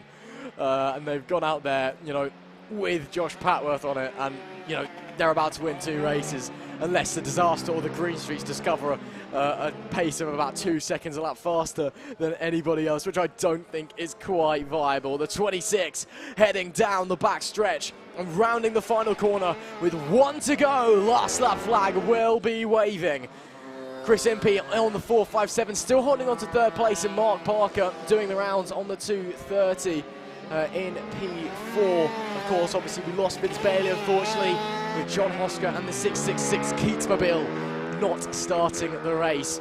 But it is that number 26 who once again has surprised us all for the 2nd time and probably last time in history, as they seem on course to take a fantastic victory. I mean, this is just unbelievable. I said their race 2 victory was, the most amazing victory I've ever seen from the number 26. Scrap that, it's this one, because they've had to fight for it as well. And with only a few straights left to go, it is amazing. You come to Llandow, it's the 2nd time you go this season. You've got a new passenger, you don't do many practice sessions, you're running your spare engine from 2007, and you've still won 2 races out of 2. Mick Williams rounds the final corner for a spectacular victory in race 3 of the Mini F1 sidecars, and that is superb stuff. Yeah, it certainly was. Mick Williams dominant for the last 2 races. Green Streets got their victory yesterday, but just couldn't find the added pace today. Very disappointing from Vince Bailey once again, only making it a couple of meters, 5-10 meters before the bike cut out on them. But once again, it's all eyes on Mick Williams. It's all eyes on the championship leaders, the reigning champions for multiple years. It's Mick Williams. They once again, he's still got it, even with a different passenger, he's still got it. It's pure class and it's pure passion for racing that these guys are here and that these guys are able to produce such great racing for us. But Mick Williams wins the race by 1.8 seconds over Jason Greenstreet. Chris Impey rounds off our podium. Mark Parker comes home in 4th, and Vince Bailey sadly can only reach a couple of meters after the start of the race, so disappointing once again for them. But they're back again at Rowra, and it's going to be superb action like we've seen this round again.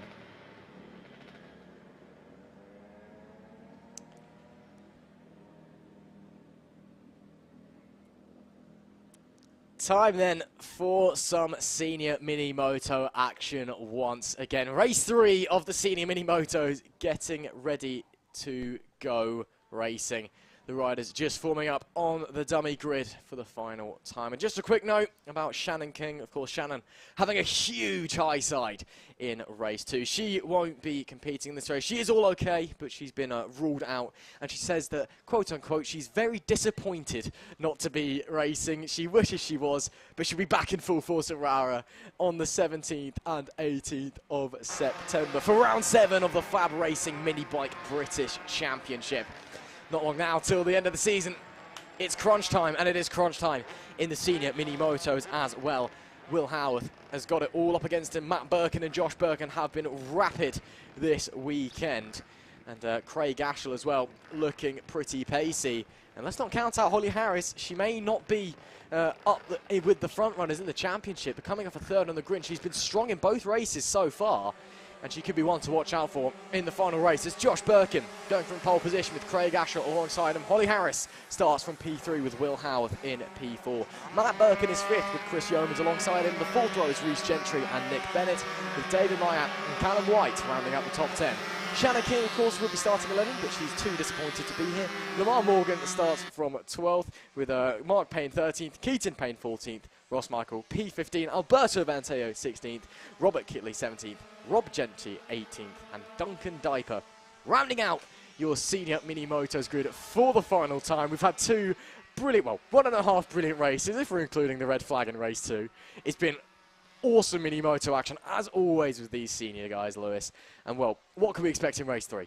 Yeah, we expect the unexpected with senior mini moto racing, because last race, Josh Birkin and Craig Ashell and Will Howarth went at it. It was great to see. Josh Birkin's lost the front actually and hit into Will Howarth, so somehow they both stayed on before the red flag came out and sadly ended the race early. But we're expecting to see great things for race 3 for the final race of the weekend for these guys and for the senior mini moto class.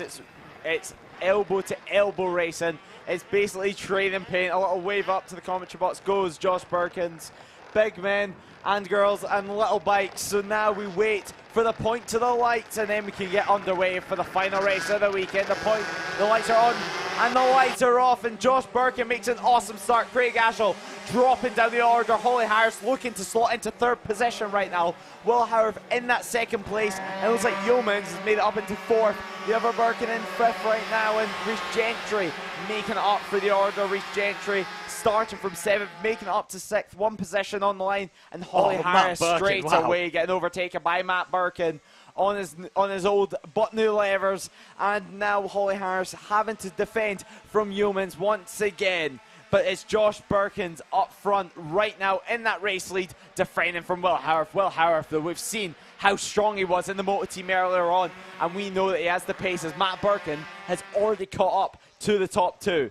Matt Birkin with an insane move on Holly Harris around the outside of Surtees. That is one of the best we've seen all day, and maybe not quite another move there by Will Howarth to try and look for the lead, but it's Josh Birkin holding firm. But now here goes Will Howarth, has a look to the inside but can't quite make it, and the front three once again, nothing to separate them with 8 laps left to go. It's Birkin, Howarth, Birkin as we come through the opening section. Holly Harris dropping a little bit further back but leading the trailing pack in P4. Oh, and a mistake. I think that Josh Birkin actually just lost the front and managed to save it, but through goes Howarth and Matt Birkin. Josh Birkin drops back, and there goes Matt Birkin to the lead up the inside of Chandler's.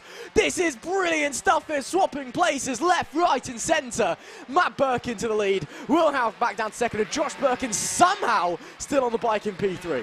Certainly, and 8 laps to go in this race. There's a rider down there, but going up to their feet it seems, as all the riders head down to the final corner to head to the line to make it just 7 laps to go in this race. It looks like Will Harris' line out of the final corner is far, far superior. You can just see how much ground he is making. He takes a far wider exit and is on the tyre for, well, a lot longer, to be honest.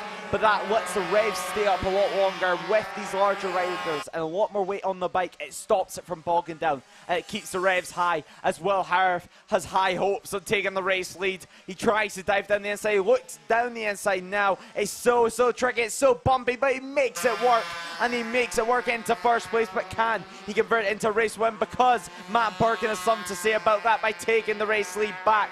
We head towards the hanger straight, and Will Howarth on the flip-flop wants to take it back, but he can't. Will that affect his drive onto the straight? It doesn't look like it, actually. Will Howarth's drive out this final corner is far, far better than Matt Birkin. We'll have to wait and see towards the first corner. Will they be side by side? Not yet, but everything's heating up. The number 96 and the number 5 are going at it.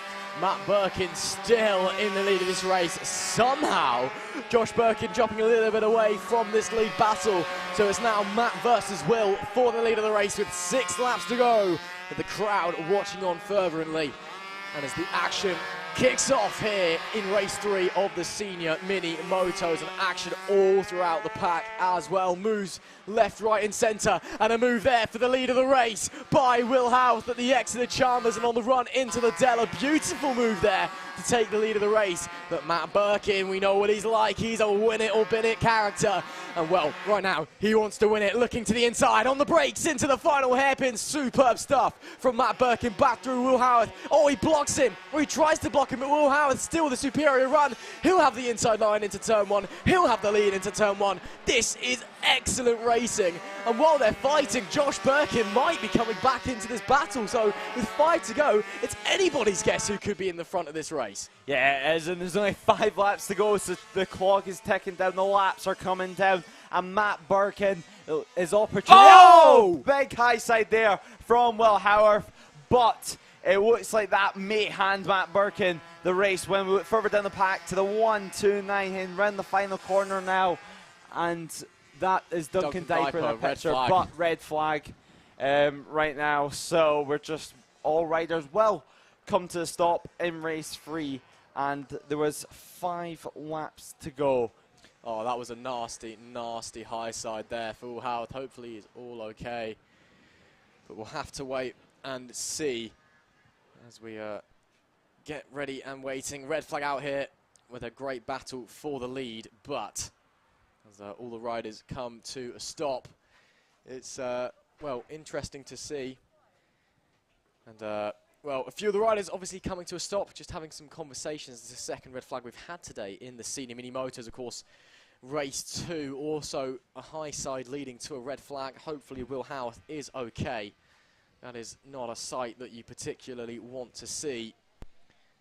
Matt Birkin will, of course, now be in the lead of the race, getting a wave to the camera from some of the riders stopped down at the final hairpin. It was a great race until the incident, and hopefully everyone is all okay.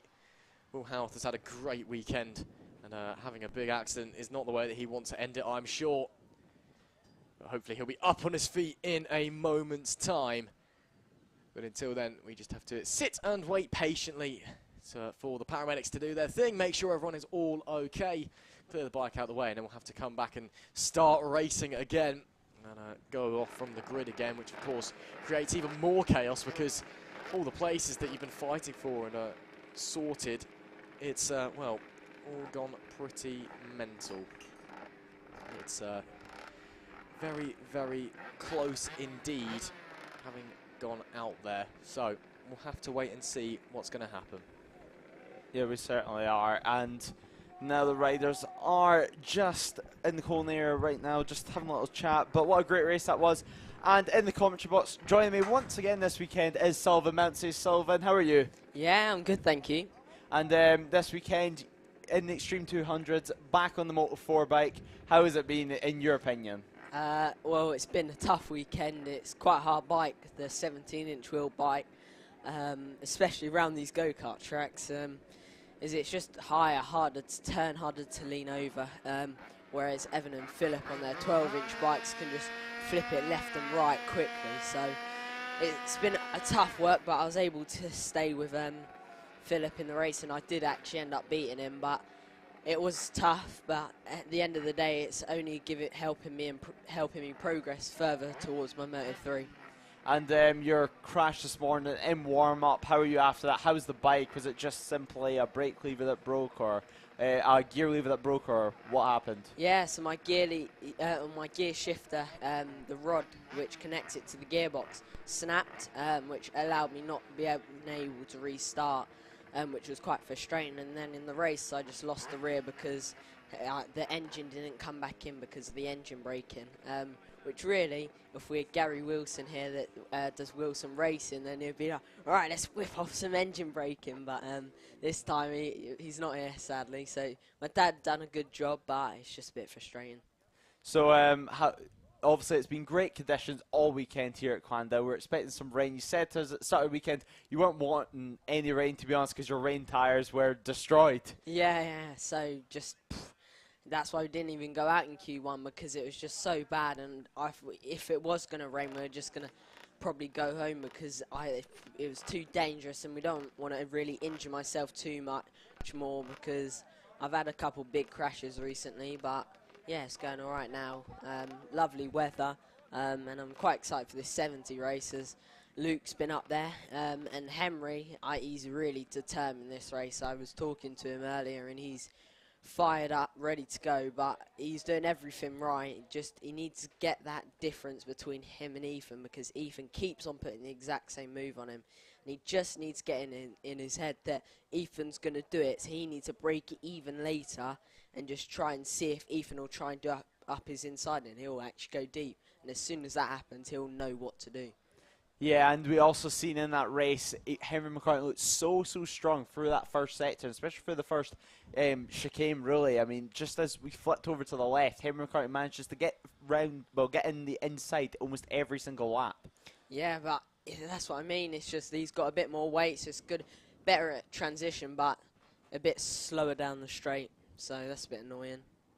Yeah, so now I've been told in my ear that there'll be a 6-lap restart for the senior mini moto race, as there wasn't enough laps done to call it as a result. But we're just waiting for this restart to get underway. But obviously you're racing at Thruxton a couple of weeks ago. Hotter conditions than this, believe it or not. How did that go for you? Quite bad, to be honest. It's one of them weekends where I've just got to move on and go again. But I've never been a fan of the track, but I've spoke to a couple of people and they've helped me get into the mindset of don't go into a track thinking, oh, this isn't my strongest track. For instance, I haven't always had the best weekends at Snet, or I've always had a problem, but this weekend I'm going to try and go for the win, but it's going to be a big leap to get that win, but I'm going to give it a go. And what do you think right now is separating you from getting that win? Do you think maybe it's just something you need to work on with the track itself, or with your setup on the bike, or with your approach to the weekend? I think I need to approach the weekend more better with my mindset. Track preparation, track maps and all of that, I'm perfect at that, I think, for now. But it's just what I want to do is I want to aim to go out at the start and just go out 100%, and I'll be on pretty much lap record pace straight away because I've been there before. So that's my plan for Snetterton. But I think I need to get back to my old ways, as my mindset changed a little bit from Donington and Knockhill, which got me in a little bit of a bad spiral period. But I'm going to hopefully be coming back for Snetterton. I feel much better now than I was kind of Brands and Thruxton. As MotoGP, it felt good, but I did have that little tip-off, which probably didn't help. But this weekend's just helped me get a little bit better. So, yeah. Do you think maybe, with the season so far, you've had quite mixed conditions. You've had scorching days at Thruxton, and you've had some practice sessions, for example, at Knockhill, that was almost like a tsunami, to be honest. It was very, very wet. For the rest of the season, would you rather it having them dry races, or would you not mind a little wet race to go in there and mix things up? I'm really good in the wet. If you didn't know, I was actually leading at Brands Hatch in the wet in I think it was qualifying or FP2, but I ended up not doing too good because it's ended up drying up. Right, so now we are, these guys are heading towards the grid to get restarted. So now we're waiting for the riders to head back, and then we can get going again and get a good race, because these guys, big riders, little bikes. Do you think we could see you in one of these senior mini moto classes potentially for a laugh? You know what? I'm going to give it to you guys. I'm going to be doing a wild card. Not sure when, but I'm going to do a factory wild card on the Wilson Racing 14mm mini moto that I came third in the championship on in 2018.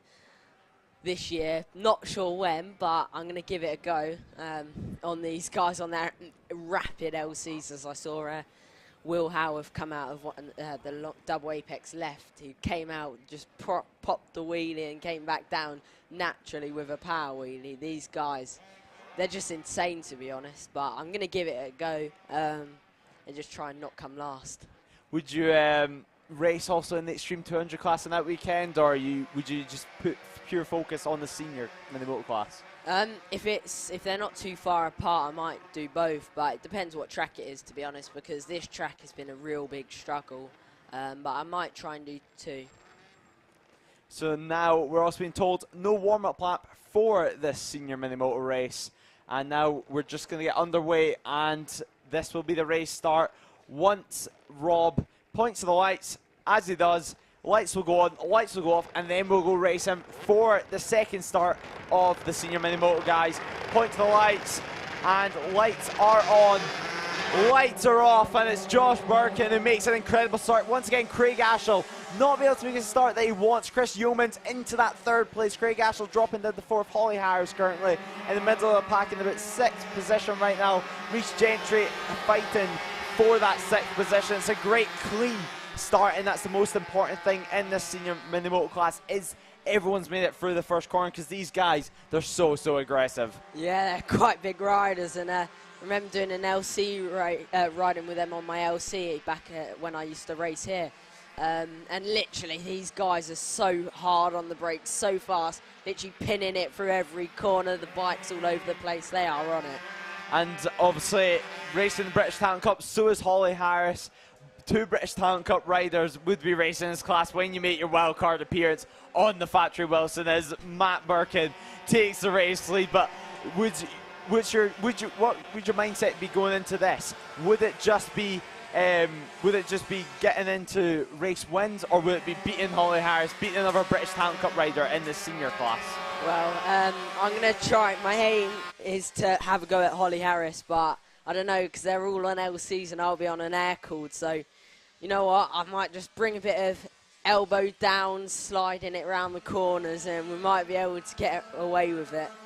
So a pure laugh, basically, in the senior class. That's what it's all about. Just some fun. Come here, rock up, put the bike out the van, and just have a laugh with some friends on track. And you've raced senior mini motos yourself. Well, no, you've raced mini motos yourself, and you've raced around Llandow. What is it like around this circuit, and what will these riders be feeling right now? Well, I've only rode around this circuit twice. This time was my second time, but I ended up leading the championship here, so it's quite a good track. But you can see these guys are proper going at it.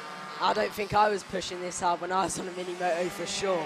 Yeah, Matt Birkin currently leads the way from his brother Josh, and Nick Bennett is in this leading group right now, and they're going at it, as you said, Sully. And you can see now Josh Birkin coming through his back sector now, having to rely so much on the front tyre. We've seen him actually lose the front multiple times this weekend in this sector, and it's so impressive to see these riders saving crashes on such small bikes. Yeah, well, literally, you just lose the front and pick it straight back up, go straight back at it, and they've only lost one position in a second. But it's crazy how these guys can ride these bikes, like rapid bikes. I'm surprised they're not all over the place, really. But we've got Will Howarth, I think he's leading the championship, and he would be battling with these guys right now, and these guys are look like they're all over the place, but that's just how hard these guys are riding these bikes. Yeah, Will Howarth right now, he's up on his feet. He may be up on his feet on the way back to the paddock. So that's great to hear from Will Howarth. He's such a fast rider, as you said, Sullivan. It's amazing how he's racing in both the senior mini moto class this weekend and the moto team, and he's still able to be so competitive like the Birkin brothers right now. Yeah, it's just... They do put on some good battles, these guys. I remember one year at GYG when it was quite wet, and two of them crashed in their practice swimming over the line. It is quite funny, this class. I must say, it provides me a lot of entertainment while I wait. Yeah, it provides everyone a lot of entertainment at home as well. And Josh Birkin follows Matt through, and it's friendly brotherly battles right now. It's great to see so many families getting involved in racing, taking part, and still having the same amount of aggression on track. Yeah, exactly. The Harris brothers, they both race, and it's a shame because they've always been at one step ahead. But you've got Owen and Dylan Mellor, who used to race together, used to race together in Bemsey. But yeah, it's quite good that families are like racing and they're able to support their families, because I know, coming from me, it's quite hard to even ride in this, and as you go up, the money goes up, and the amount of sponsors we've had to have over the years to just support me to do this, it's crazy, even in this paddock. So you've just got to be so grateful to all your sponsors. Yeah, Matt Birkins right now will be grateful for his race lead right now. It's been a commanding race so far. He's felt no pressure at all. And at the line, it was a 1.1 second gap to his brother Josh. And these guys just have to go around one more lap around this Llandow circuit in South Wales to get the victory of the final race for the Minimoto senior guys. It's been so impressive all weekend to watch this. No Will Howarth in this restart after his crash, but he is up on his feet, which is great to hear, and I'm sure these guys will be so glad to hear that as well. But Matt Birkin right now, he's going to be so glad when he sees the checker flag. He's going in the final sector now, just has the hanger straight to go down. Then the final corner, the hairpin, it's so tight for these guys. It's so tough.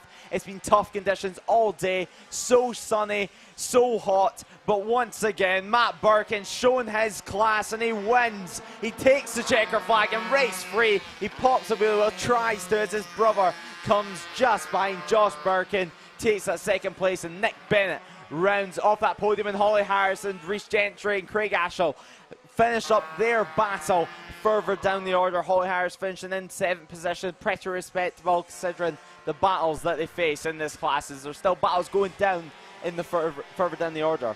Yeah, exactly. You can literally see Holly Harris and Craig literally so close. It was 0.012 between the two of them. And this is exactly what it should be in racing. And this is proper racing at its top class.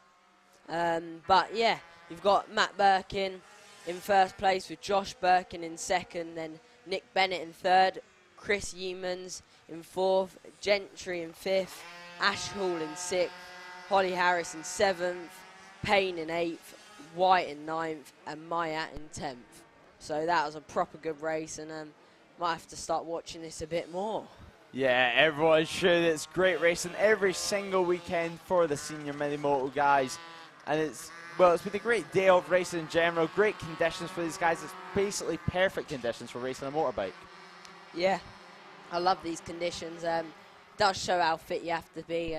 But look, I'm quite lucky because of how long the BTC races are. I'm quite good for this, but you don't understand how much water I have to drink per day just so I'm still got a bit of water in me, because I've started to sweat quite a bit now, especially in that last race.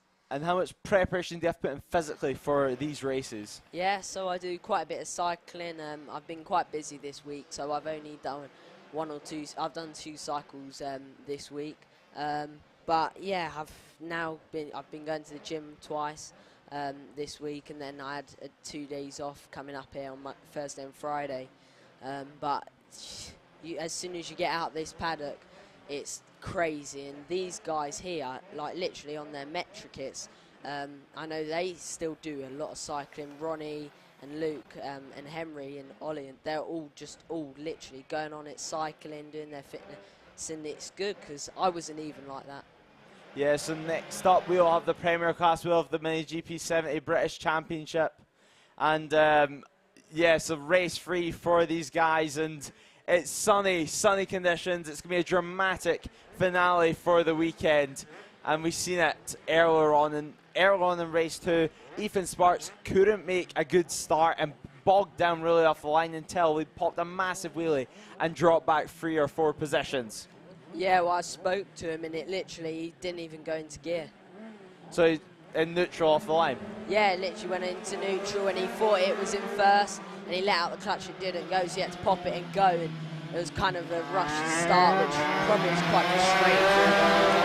Well, off the line, we have Ethan Sparks starting in pole position with Henry McCartney alongside him. Samuel Munson, who had a DNS last race with his chain coming off, will be starting third with Luke Fitchett alongside him. Luke Fitchett been going so well in the Mini GP50 this weekend. Ronnie Harris, sadly a non-starter today, should have been starting in 5th, with Ruben Bray in 6th.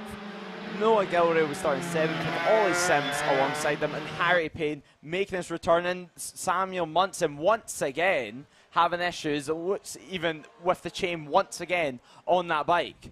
I don't know what it is, but that must be very frustrating for him. I'd be quite annoyed, but I see he's keeping his cool, and just quite annoying. Yeah, chain again. You can just see it lying on the ground now. He's trying to get put back in with his hands, but that's near impossible at this stage with gloves on. Standing at the side of the track, nerves are building, so it doesn't look like he's going to make the start of this race. Yeah, it's quite frustrating, I bet, for him, because he can't really do too much. It looks like he's getting some help now from a parent or from a marshal to try. Yeah, from a marshal to try and get the chain back on, but I don't know if he'll be able to get back on in time. There's a slight delay for the start of the race to see if we can get Munson on the grid for the final race. It'd be so great to have him because he's been looking so good the past couple of rounds. Yeah, he is in 3rd actually on the grid, so it's probably quite annoying for him because he might have been able to try and battle with the top 2, but I don't think that he's going to be able to do it, which is quite frustrating. Yeah, it doesn't look like they have any hope right now. Maybe, but they're trying to get the bike started. The bike's still running, obviously, but it's just in neutral at the moment with the chain off. And the chain's back on, actually. The Marshall and Munson have worked together and got the chain back on. Oh, it's off again. Oh, yeah, he's gave up. You can hear him screaming, actually, through the camera. So disappointing. Oh, very annoying for him, but you can he's quite annoying. He's quite upset, but we can tell that's a bit annoying. Yeah, it's so frustrating for him, but these bikes are sitting on the grid right now. Tires are getting slightly colder, brakes are getting slightly colder, and the bikes in these hot conditions. They don't like to be standing still for too long. These two-stroke motors, they don't like overheating for sure. So Samuel Munson walks off away from the bike, leaves the bike stranded with one of the parents. The parents still trying to put the chain back on, but it doesn't look like they're going to be able to get started. Yeah, the bike getting pushed off. So we might have another delay to the start, but we're waiting to see what's going to happen at the start of this race. Final race of the day and final race for the Mini GP, guys. We've left the best to last, but we're going to wait for a point to the lights to hopefully get underway for the final race for the Mini GP 70 British Championship, sponsored by LS2.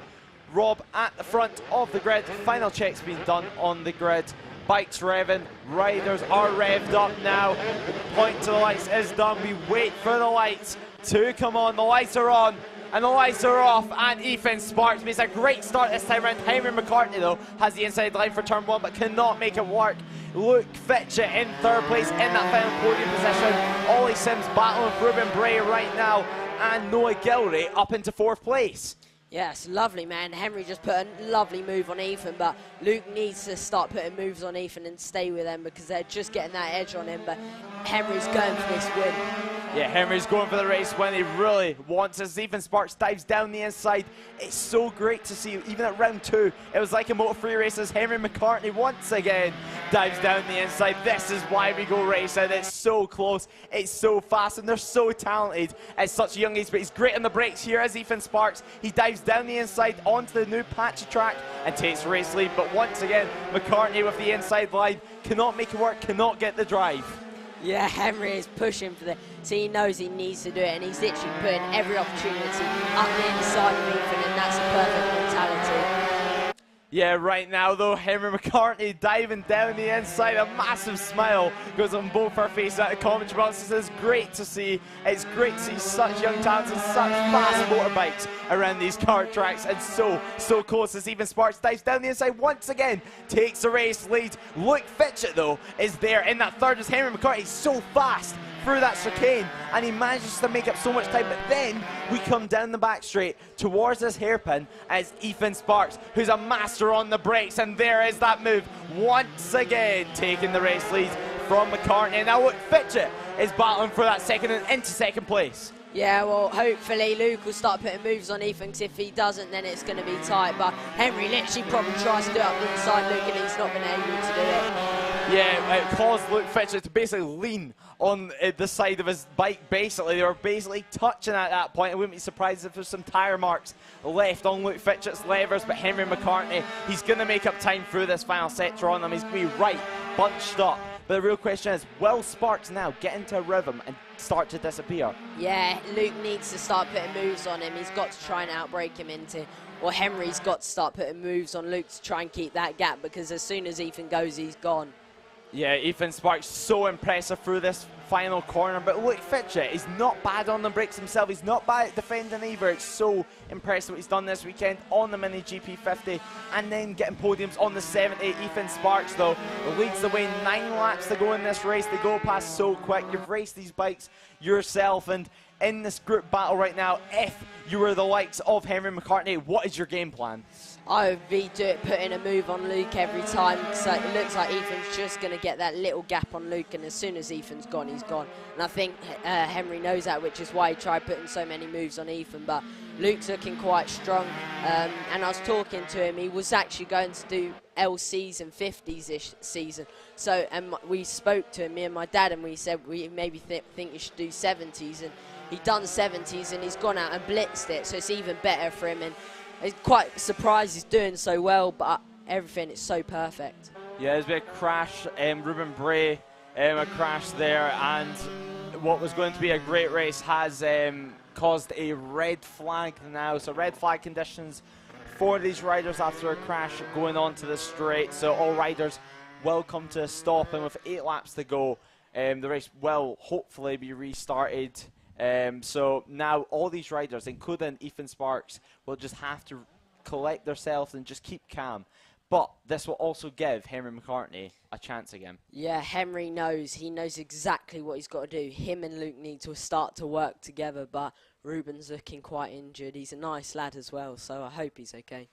Yeah, these riders now discussing with each other, and you've been in these sort of conditions, and what would you necessarily be speaking to your other riders about at this moment? Right now, I'd be talking to Henry if I was Luke, or Henry was like, they need to try and talk together and listen to say that they need to work together to get Ethan, because right now Ethan's going to try and do a runaway, I think. But yeah, they're doing all right. Just Henry knows he needs to hold him back. Yeah, so right now, it was a great race up to that point. We see almost a Moto freestyle race forming, to be honest. Ethan Sparks looked just to edge away the past couple of laps once he got let free, but it really is going to be a question of the start once again, because there's going to be less laps now with the restart, I assume. So it's going to be a full attack mode from lap 1 when we get restarted. Yeah, exactly. And there's Ronnie there looking, watching his teammates, and he's probably going to be collecting a little bit of data, I bet. But yeah, Ronnie's a lovely lad. He had an unfortunate crash where his gearbox wasn't selecting gears, and then it eventually did, and it just flicked him off. It's a bit annoying. Yeah, so obviously Ronnie Harris gets that wild card that he's been long deserving at Snetterton, and he'll be joining you on the grid. Obviously, will you be giving him any words of advice yourself? Obviously, you speak to him in this part, but these are competitors in the British Talent Cup. I really do like Ronnie. I like the way he is. He's a lovely lad. And in my first half season in 2016 at Mallory Park, we got him into racing, him and his brother. He's a lovely lad, so I will be maybe giving him a turn, see how he goes in FP1. And I'll be like, right, okay, Ronnie, here you go. Well, no, sorry, Ronnie, mate, you're going to be battling me this weekend. But I've got quite high hopes for him. I think he'll do quite well. He's only rode the bike for 1 lap at Mallory Park, which is nothing. So I think he's going to do quite well. He's quite a smart rider, and I do like his mentality as well. But yeah, he was talking to me about it earlier at Snetterton, and yeah, I think he's going to do all right. And as Snetterton, as a track on the British Talent Cup bike, is it one of those tracks that you would probably want to have your first race weekend on? No. I like Donington Park and Silverstone. I think Silverstone National, I'd say, is the best track because it's quite basic, but it's quite easy to learn, and whenever you go there, you can always see that, like, top 15 are battling for first, and it's so close, a bit like Thruxton. But with Thruxton, as soon as one person makes a big move and you go wide, then that's it, the pack's gone, because that is what was happening to me. As soon as I lost it, it was just a bit annoying because I lost the toe and then they were gone. Yeah, and Ribbon Bray's up on his feet now, which is a great sign to see. And it's great he's up on his feet and okay, so yeah, great work from the marshals and from all the officials and medics that we have here at Llandow, doing a superb job as usual, because of course, Ollie, you know yourself, without them we can't go racing. Yeah, exactly. They always do a lovely job, and it might seem a bit exaggerated, but at the end of the day, these are some big crashes, and the marshals only do their job, and they always do it to perfection. So we're quite good that they've been able to check them out, and we see Ruben pretty much walking all right. So it just shows that they've done a proper check, and now they're actually checking the track to see if there's any bits on it for Ruben or any problems, so it's safe to ride. Yeah, and Ruben Bray maybe just a bit winded after crashing going onto the back straight, but well, it sounds like it's going to be the restart. It's going to be 1 warm-up lap and 8 racing laps. So 8 laps. Is that just full attack mode, or would you maybe just go something similar to the original distance that we were meant to get, which was meant to be 12? So I would personally go full attack mode. Henry, I think he's going to have tyre because his tyres last quite long, and I think he's just going to go full attack mode, go for that, and just try and get ahead of Ethan. And I think if Luke can follow Henry through, then that will just buff up Ethan's ribbon. Sorry, I can't speak right now. Rhythm, and yeah, I think Ethan's a man to beat this weekend in 70s. Yeah, so now we are just waiting, and I've just been told in my ears that Samuel Munson can take the restart if the bike is in a fit shape and has a chain on it that wants to stay on it. But we're going to have to wait and find out. Hopefully, Samuel Munson can get back out for this restart race, because it would be so great to see him get a good result this weekend. Yeah, exactly. I hope they've actually gone and tried to fix the problem, but I wouldn't be surprised if they just left it, because it seems like it's the last race. But they might try and fix something for it and tighten up the wheel. But if I'm correct in saying, I've just seen him riding down to the grid, which is perfect because hopefully this will give him a chance and might help out Henry and Luke, but it might make it worse. We'll see. But it'll add a bit more drama, I can make sure for that. Yeah, it's going to be great to see. It's going to be great to see what is going to happen here in the Mini GP 70 race. The last race of the day and the last race of the weekend for these guys, of course. But it's going to be high drama all race, and it's going to be so competitive. This season's been so competitive. Ethan Sparks is leading the championship once again. But we're at round 6 now of round 6 of round 8 of 8 rounds. So if you're Ethan Sparks, you're just giving it a red flag and you're in a high intense battle in an 8-lap race where people are going to go all out. Would you maybe think about the championship and maybe be a bit reluctant on wanting to push to that 110% mark, or will it just be full out maximum points at this stage of the season?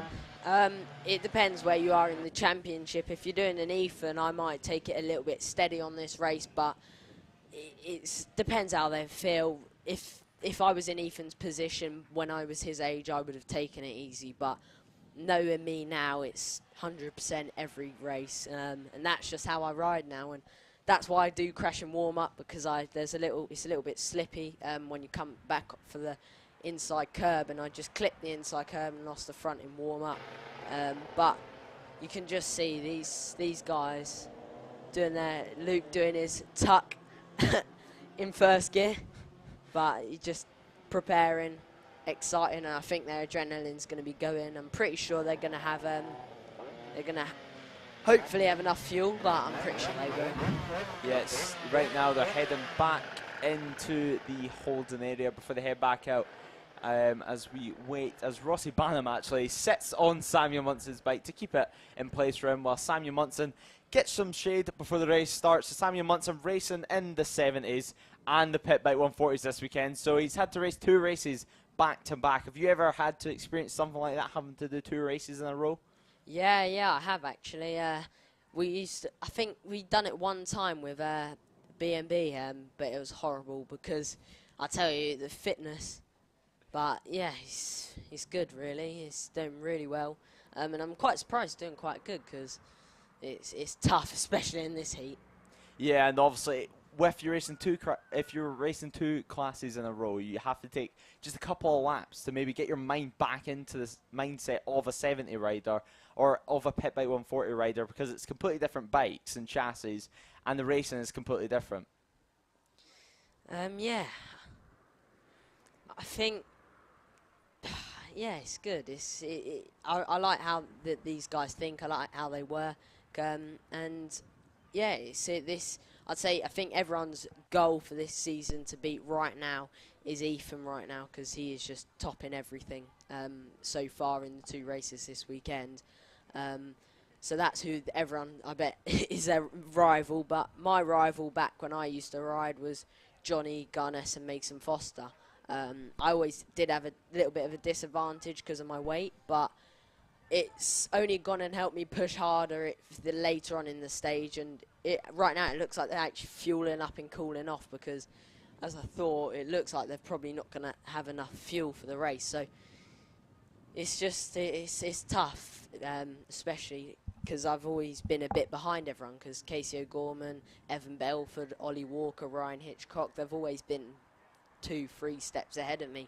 When I was on a mini moto, you've got Kyle Payne went from rookie straight to a Metro Kit 50, so he already had a year or 2 years on me, and then I had to try and catch up, which I probably learnt quite a bit in the pros, but it was still very frustrating, and especially in the Metro Kits, because I was never always, my dad didn't know too much about the bikes, so we never always had a fast bike. But it's all about racecraft, and a couple people like Marco in the 50s, he's got quite a slow 50 and he shows how hard he's pushing. Same with Bill Harris, he's not got the best one out of everyone, but it's all good. Like, these guys, they're at the top performance at their age range in this class right now in England, and you can just see they're really nice lads. And if you go and meet some, and if any of you guys want to come up to any of the rounds, it's really nice to see them, because they're all quite welcoming and always say hello. Yeah, great community spirit here at FAB, and in bike racing in general, really, it's such a friendly spirit. Everyone likes to help each other, but yeah, it's great to see, and it's great to see these riders just having a minute just to cool down. And with obviously these mini GP70s, with it being race bikes, if you can remember racing on these back a couple of years ago, how tight are these on fuel? Yeah, so the tanks actually aren't. When you look at the tank, you're like, oh right, it looks quite big, but they do suck a bit of fuel out of the bike. So that's why they're kind of all fueling up. And as you can see, Luke Fitchett's got tyre warmers on, which I think is a smart way to go for this, because the tyres might just get a little bit nippy, and as soon as that happens, you can just go whoosh straight in turn one, and that's the end of your race weekend. Yeah, and these guys right now just taking a moment to cool off, as we've already said. Some of them opting for tyre warmers and opting for a safer route with keeping the tyres nice and warm. These guys are running slick tyres in this class, and you really have to just get these tyres nice and warm before you get them. Well, before you get any grip. Otherwise, it's just like riding on an ice rink, really, using slick tyres. Yeah, exactly. And it just shows, because some people can do it, just go out on slick tyres on a practice day, but these tyre warmers are quite a vital part in today's racing. So it's good that they've got tyre warmers, they've got all the people backing them, and you've got quite a few people now that you've got battling at the front, especially at Lid. At the start of the year, they were all battling. Like, there was like 5 of them, and I think it was 2021. I tried to do a wild card there, but these guys, they're fast now, and not even I can push to my limit. And at Elau Park, when I rode with Casey O'Gorman last year on the Metrokit 70, I was literally just overriding the bike. But yeah, these just shows that even me, a British Talent Cup rider, just still can't keep up with these guys. They're just so good now. Their levels increase so much. Yeah, you mentioned some riders jumping up from, well, making quite significant jumps in classes at such a young age. And obviously, Ethan Sparks is only 11-year-old right now, and the age limit has been put up on the ACU license. So how would you spend your next couple of years after you've already won a Mini GP70 championship, and it's looking like he has a chance to do it again this year? Yeah, I think it'd be perfect for him to just go 2 wins back-to-back, so that just shows he's dominant in the class. But everyone in this class has all stepped up, because all he's doing is he's then bringing on more riders. Because I'd say a couple riders are going to try and go out to Spain for next year, because Ethan's going to he's hit a limit now in the 70s, and he's probably now going to just have to go out to Spain, or try and, if there's going to be a 17-inch wheel class, hopefully he might do something here in FAB on a 17-inch wheel bike like me. But at the end of the day, it's quite hard to ride 17-inch wheel bikes that aren't motor-frees in the age limit. So it's just quite frustrating. But these guys are still able to keep up with the Spanish when, for instance, Marco and Blake out in Spain at Cunha, they're doing all right. Yeah, and what's been... Well, you can see right now riders messing about in the holding area right now. At this point, as we get a massive wave from Samuel Munson, at this point, during the red flag period, would you be messing about, maybe just taking your mind off the race and off a serious situation, or would you be still pure focused towards a restart? Right now, personally speaking, I'd be like Luke, who, as you can see just behind Harry Payne, is just chilling and relaxing and sitting down, as that's how I would do it. But some riders it helps them take the pressure off, and it helps them concentrate better if they're just going and just focusing on themselves and messing about with their friends. It's 2 different ways people ride, but I'm more focused like Luke. I probably have a track map in BTC, but right now these guys are doing proper.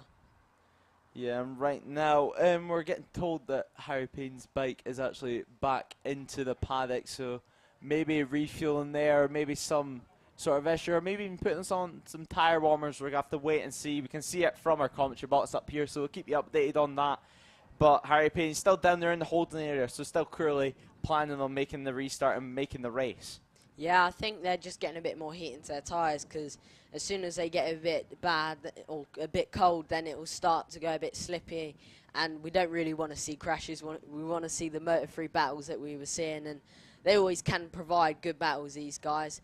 But yeah, I think Luke Fitchett's got tyre warmers on, and Harry Payne is putting his on now. But everyone else, it looks like I think they're confident with how their tyres will be. Yeah, it's quite a warm track surface and quite a warm day right now, but obviously you've been in situations like this before, and you've been racing for quite a long time, and in the British Talent Cup you use slick tyres yourself, so you coming from bikes that, for example, use the treaded tyres, is there any much of a difference when slick tyres are hot? Is there anything you need to get used to in the feeling of the bike, transforming from the treaded normal tyres that you may see similar to road bikes or slicks? Yeah, so it's quite a tough one, really. I've only ever done it on a mini moto with the juniors, and then the slicks, the softs, and the slicks are just able to carry a bit more heat, and I feel like I can push harder and push to a further limit, and I'm able to get better traction, and they don't overheat as much.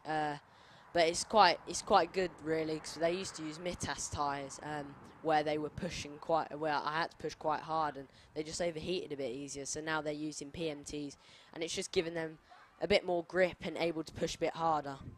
And on the topic of tyres, going to the BTC, how many roughly tyres sets do you go for a weekend? And on the technical side of things, how important is it to set up your bike in the British Talent Cup with racing being so close and everyone practically being on an identical bike? Yeah, so it's quite hard, really.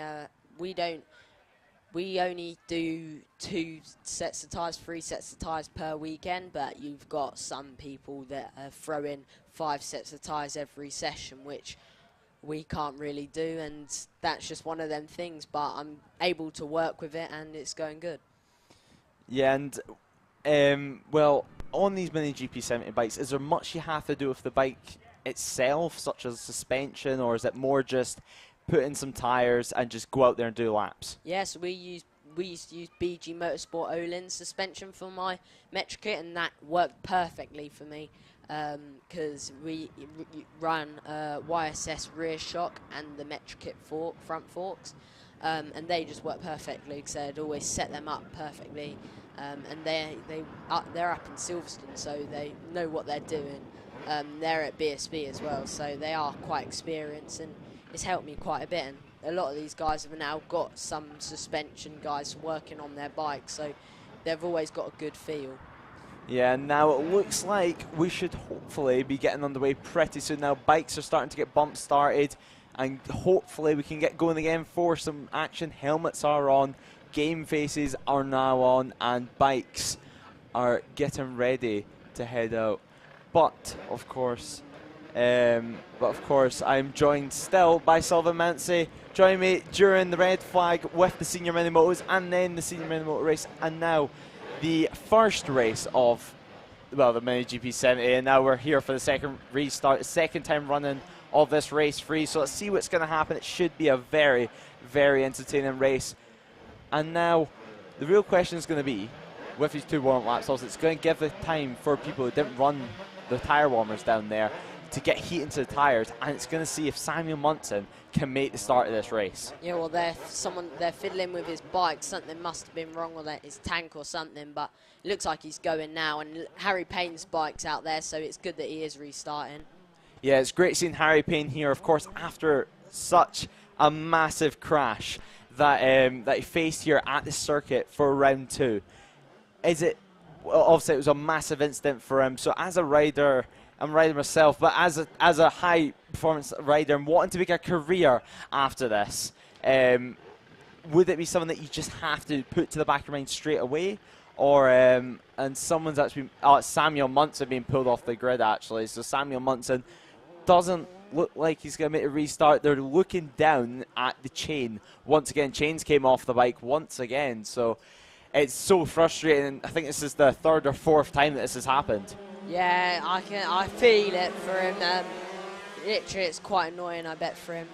But He's keeping a cool head now, and hopefully he might be able to start at the back of the grid, but I hope he can get it fixed for this race, because he's just had quite an unlucky 2 races. But yeah, I think they're going to try and get it going again. I don't know what it is, too tight of a chain, too loose or something like that, but it'd be good for him if he can just get it going.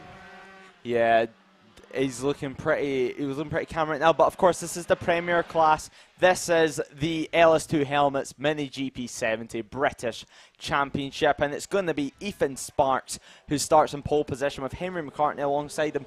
Hopefully Samuel Munson should have been starting in third, but now he's away back over the wall into the paddock, so it looks like that is his weekend over. Luke Fitchett will be starting 4th place with Ronnie Harris, another missing rider, should have been starting in 5th. Ruben Bray caused that red flag, but luckily he was up on his feet. He should have also been starting 6th. Noah Gilroy will be starting 7th, with Ollie Sims 8th. Harry Payne will be starting 9th. So we're missing 3 riders out of the 9 that we should have here, so a slightly smaller grid. Yeah, exactly, and I've just seen them carrying the rear wheel of Samuel's bike up in the air, so something's going on with his front sprocket. Must have locked up or something with the gearbox or something, but it's quite annoying for him because he's had a couple goes to get it right, and they've just obviously not been able to find the problem, but hopefully he'll be able to fix it for the next round at Rara.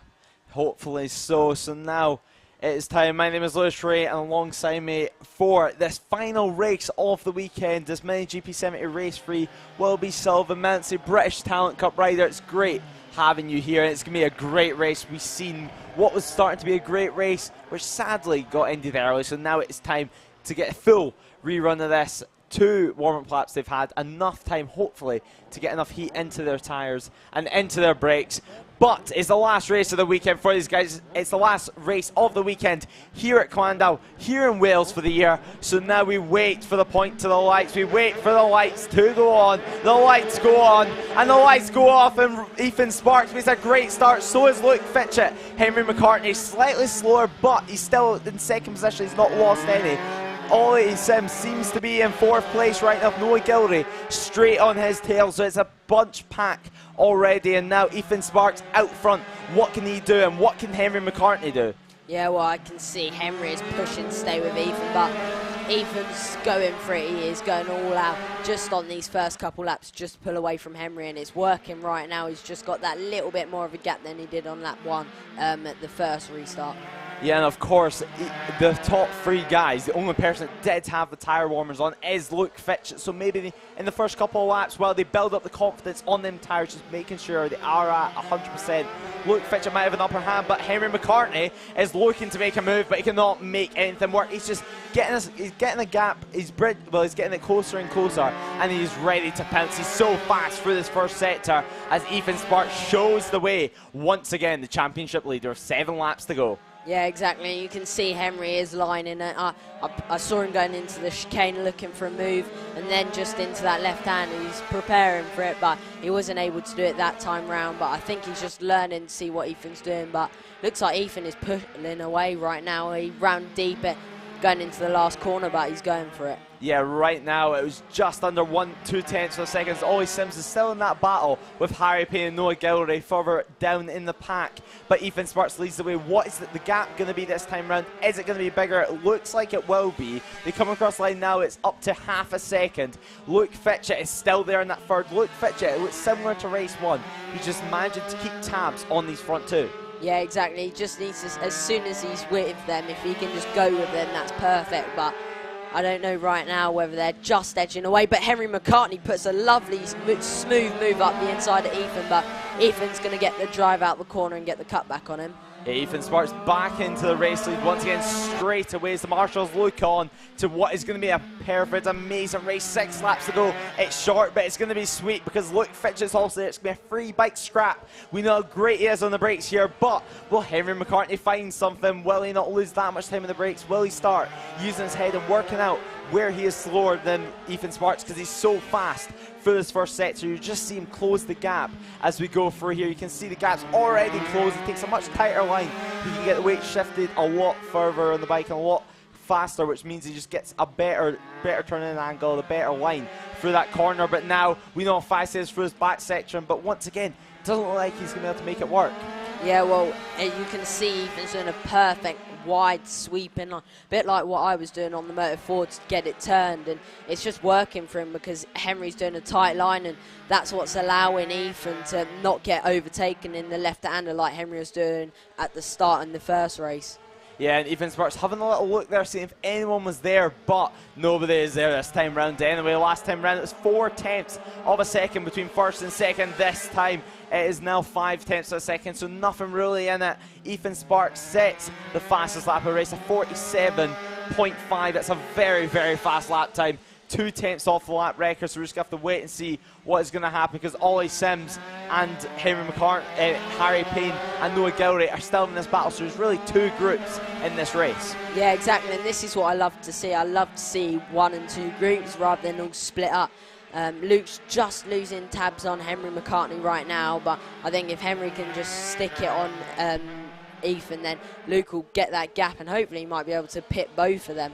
Yeah, and Henry McCartney, I've noticed every single lap, even last race, he's been using a lot of the roads coming out of this corner here. He uses all the track, and then he's been almost on the white line at some laps. But now, Ollie Sims and Noah Gilray are going at. Ollie Sims dives down the inside. Noah Gilray has to set up the bike just slightly. But Sullivan, I think you'll know yourself as a rider that when you're in this battle with these guys, it's really what starts to bring you on and brings your lap times down rather than just running by yourself. Exactly, they're just going to be pushing Ollie on right now, and it's pushing Noah on, whoever's at the front of the pack. But I think Harry Payne might start to try and get involved now because he's learning from these guys, but only 3 laps to go. So I think Harry's just losing tabs on them, but if he can just stay with them, he might be able to get a move on them when them two make a mistake. Yeah, we're just going to have to wait and see. 3 laps to go in this race, and 3 laps to go for the weekend here at Llandow. We're watching the battle for 4th place at the moment. Ollie Sims leads this pack through the final corner right now. 2 laps to go when they cross the line this time around. Harry Payne coming through that corner that he had his incident on. It's so great to see him back, and it's so great to see him still on the lap times. He's still not slow, he's so fast considering what's happened. But here's your race leaders, and here's Sparks still in control of it. Yeah, Henry's keeping tabs on him, but he's just looking like he's just losing the edge on Ethan, and that's a bit annoying for Henry, I bet. But I think he looks like he's on him, but Ethan's just got a little bit more drive out the corner or speed on the straight, and it's just allowing Henry to lose him a little bit, but he's catching him on the brakes into there. Yeah, and now we go into the last lap of the race. Ethan Sparks leads the way from Henry McCartney. It takes 1 mistake coming across the line last time around. It was 3/10 of a second between first and second, and now Henry McCartney was a lot closer than 3/10 of a second. Ethan Sparks is under pressure, and Henry McCartney is looking for a move and looking for an opportunity to take the race lead on the last lap. It looks like it's going to be down to this last sector right now. It's so bumpy for his part of the track. Ethan Sparks is having to defend for his life. He's going to have to get pinpoint perfect. 1 mistake and Henry McCartney's going to be there. Henry McCartney looks so desperate, looks so aggressive right now. It's going to come down to the hairpin. Henry McCartney, he's been slightly worse on the brakes, but he looks a bit too far back for a move, and Ethan Sparks goes defensive as it is. It comes to the line, and he's done it. He takes the checker flag and wins the race from Henry McCartney. And look, Fitchett, Ethan Sparks, a pure masterclass from him as we wait for Ollie Sims, Noah Gilray and Harry Payne to round the final corner as they come to now tip it in. It looks like Ollie Sims will get that 4th place. Noah Gilray just behind, and Harry Payne a very respectable 6th. Yeah, exactly. Harry done lovely there. I'm quite happy for him to be on the back of them. Yeah, Ethan Sparks takes the race win from Henry McCartney, and Luke Fitchett rounds off our podium. Ollie Sims welcome home in 4th with Noah Gilray in 5th and Harry Payne in 6th. So great race, maybe not as close as what we're expecting from the first restart, but it was a great race nonetheless. It just wasn't the same dogfighting as what maybe we were expecting. Maybe that was just because they had time to relax and maybe think more about what happened and how they can improve and how they can block off the other rider. Yeah, exactly. It's just, I loved how they've done it. It's perfect riding by all of them. Shame that Henry and Luke couldn't get involved in that, like win or get a win this weekend. But you can just see how well and how hard they fought this weekend. And next round will be at Rowrah. So Rowrah is a circuit how do you rate it as a bike rider? How do you rate it for these Metro Kit bikes and for all classes such as the Mini Motos and the Extreme 200s? Yeah, I've done quite well there previously in the past. We're going to see if we can get up there, but it depends how busy we are. But yeah. Well, Sullivan, it's been great having you in the commentary box. Will we see you at Rower yourself? Oh, I'm going to try just for you. Thanks, Sullivan. It's been great having you. Hope to see you there. If you do, I'll come say hello. But that was Sullivan Mincy, British Talent Cup rider. And best of luck of the season for him and from everyone here at FAB. It's been great having him, and it's been great watching them on track. And Ross is here once again to wrap things up after a great day of racing. Great weekend of racing, more like. Lewis, come on, where's your enthusiasm? Well, that is it then. That's it for round 6 of the FAB-Racing Minibike British Championship here at Llandow, the South Wales Karting Centre. The rain stayed off, and it's been a glorious day on track and off it. Thank you very much for tuning in, wherever you may be around the world. It has been a real pleasure here from myself and from Lewis, I'm sure, bringing you all of the action. Lewis, any final thoughts? Yeah, we'll see at Rower. We're going to expect more of the same racing. Last time we were here at Wales, second time this year. It's been great being back here. Weather's been beautiful, and we hope to see you all at Rower. Absolutely. Season getting into the crunch time now. Round 6 of 8 is done, but there's still opportunities for changes to happen, for drama to ensue. So we'll see you at round 7, Rower, 16th, 17th, 18th of September. Bye for now.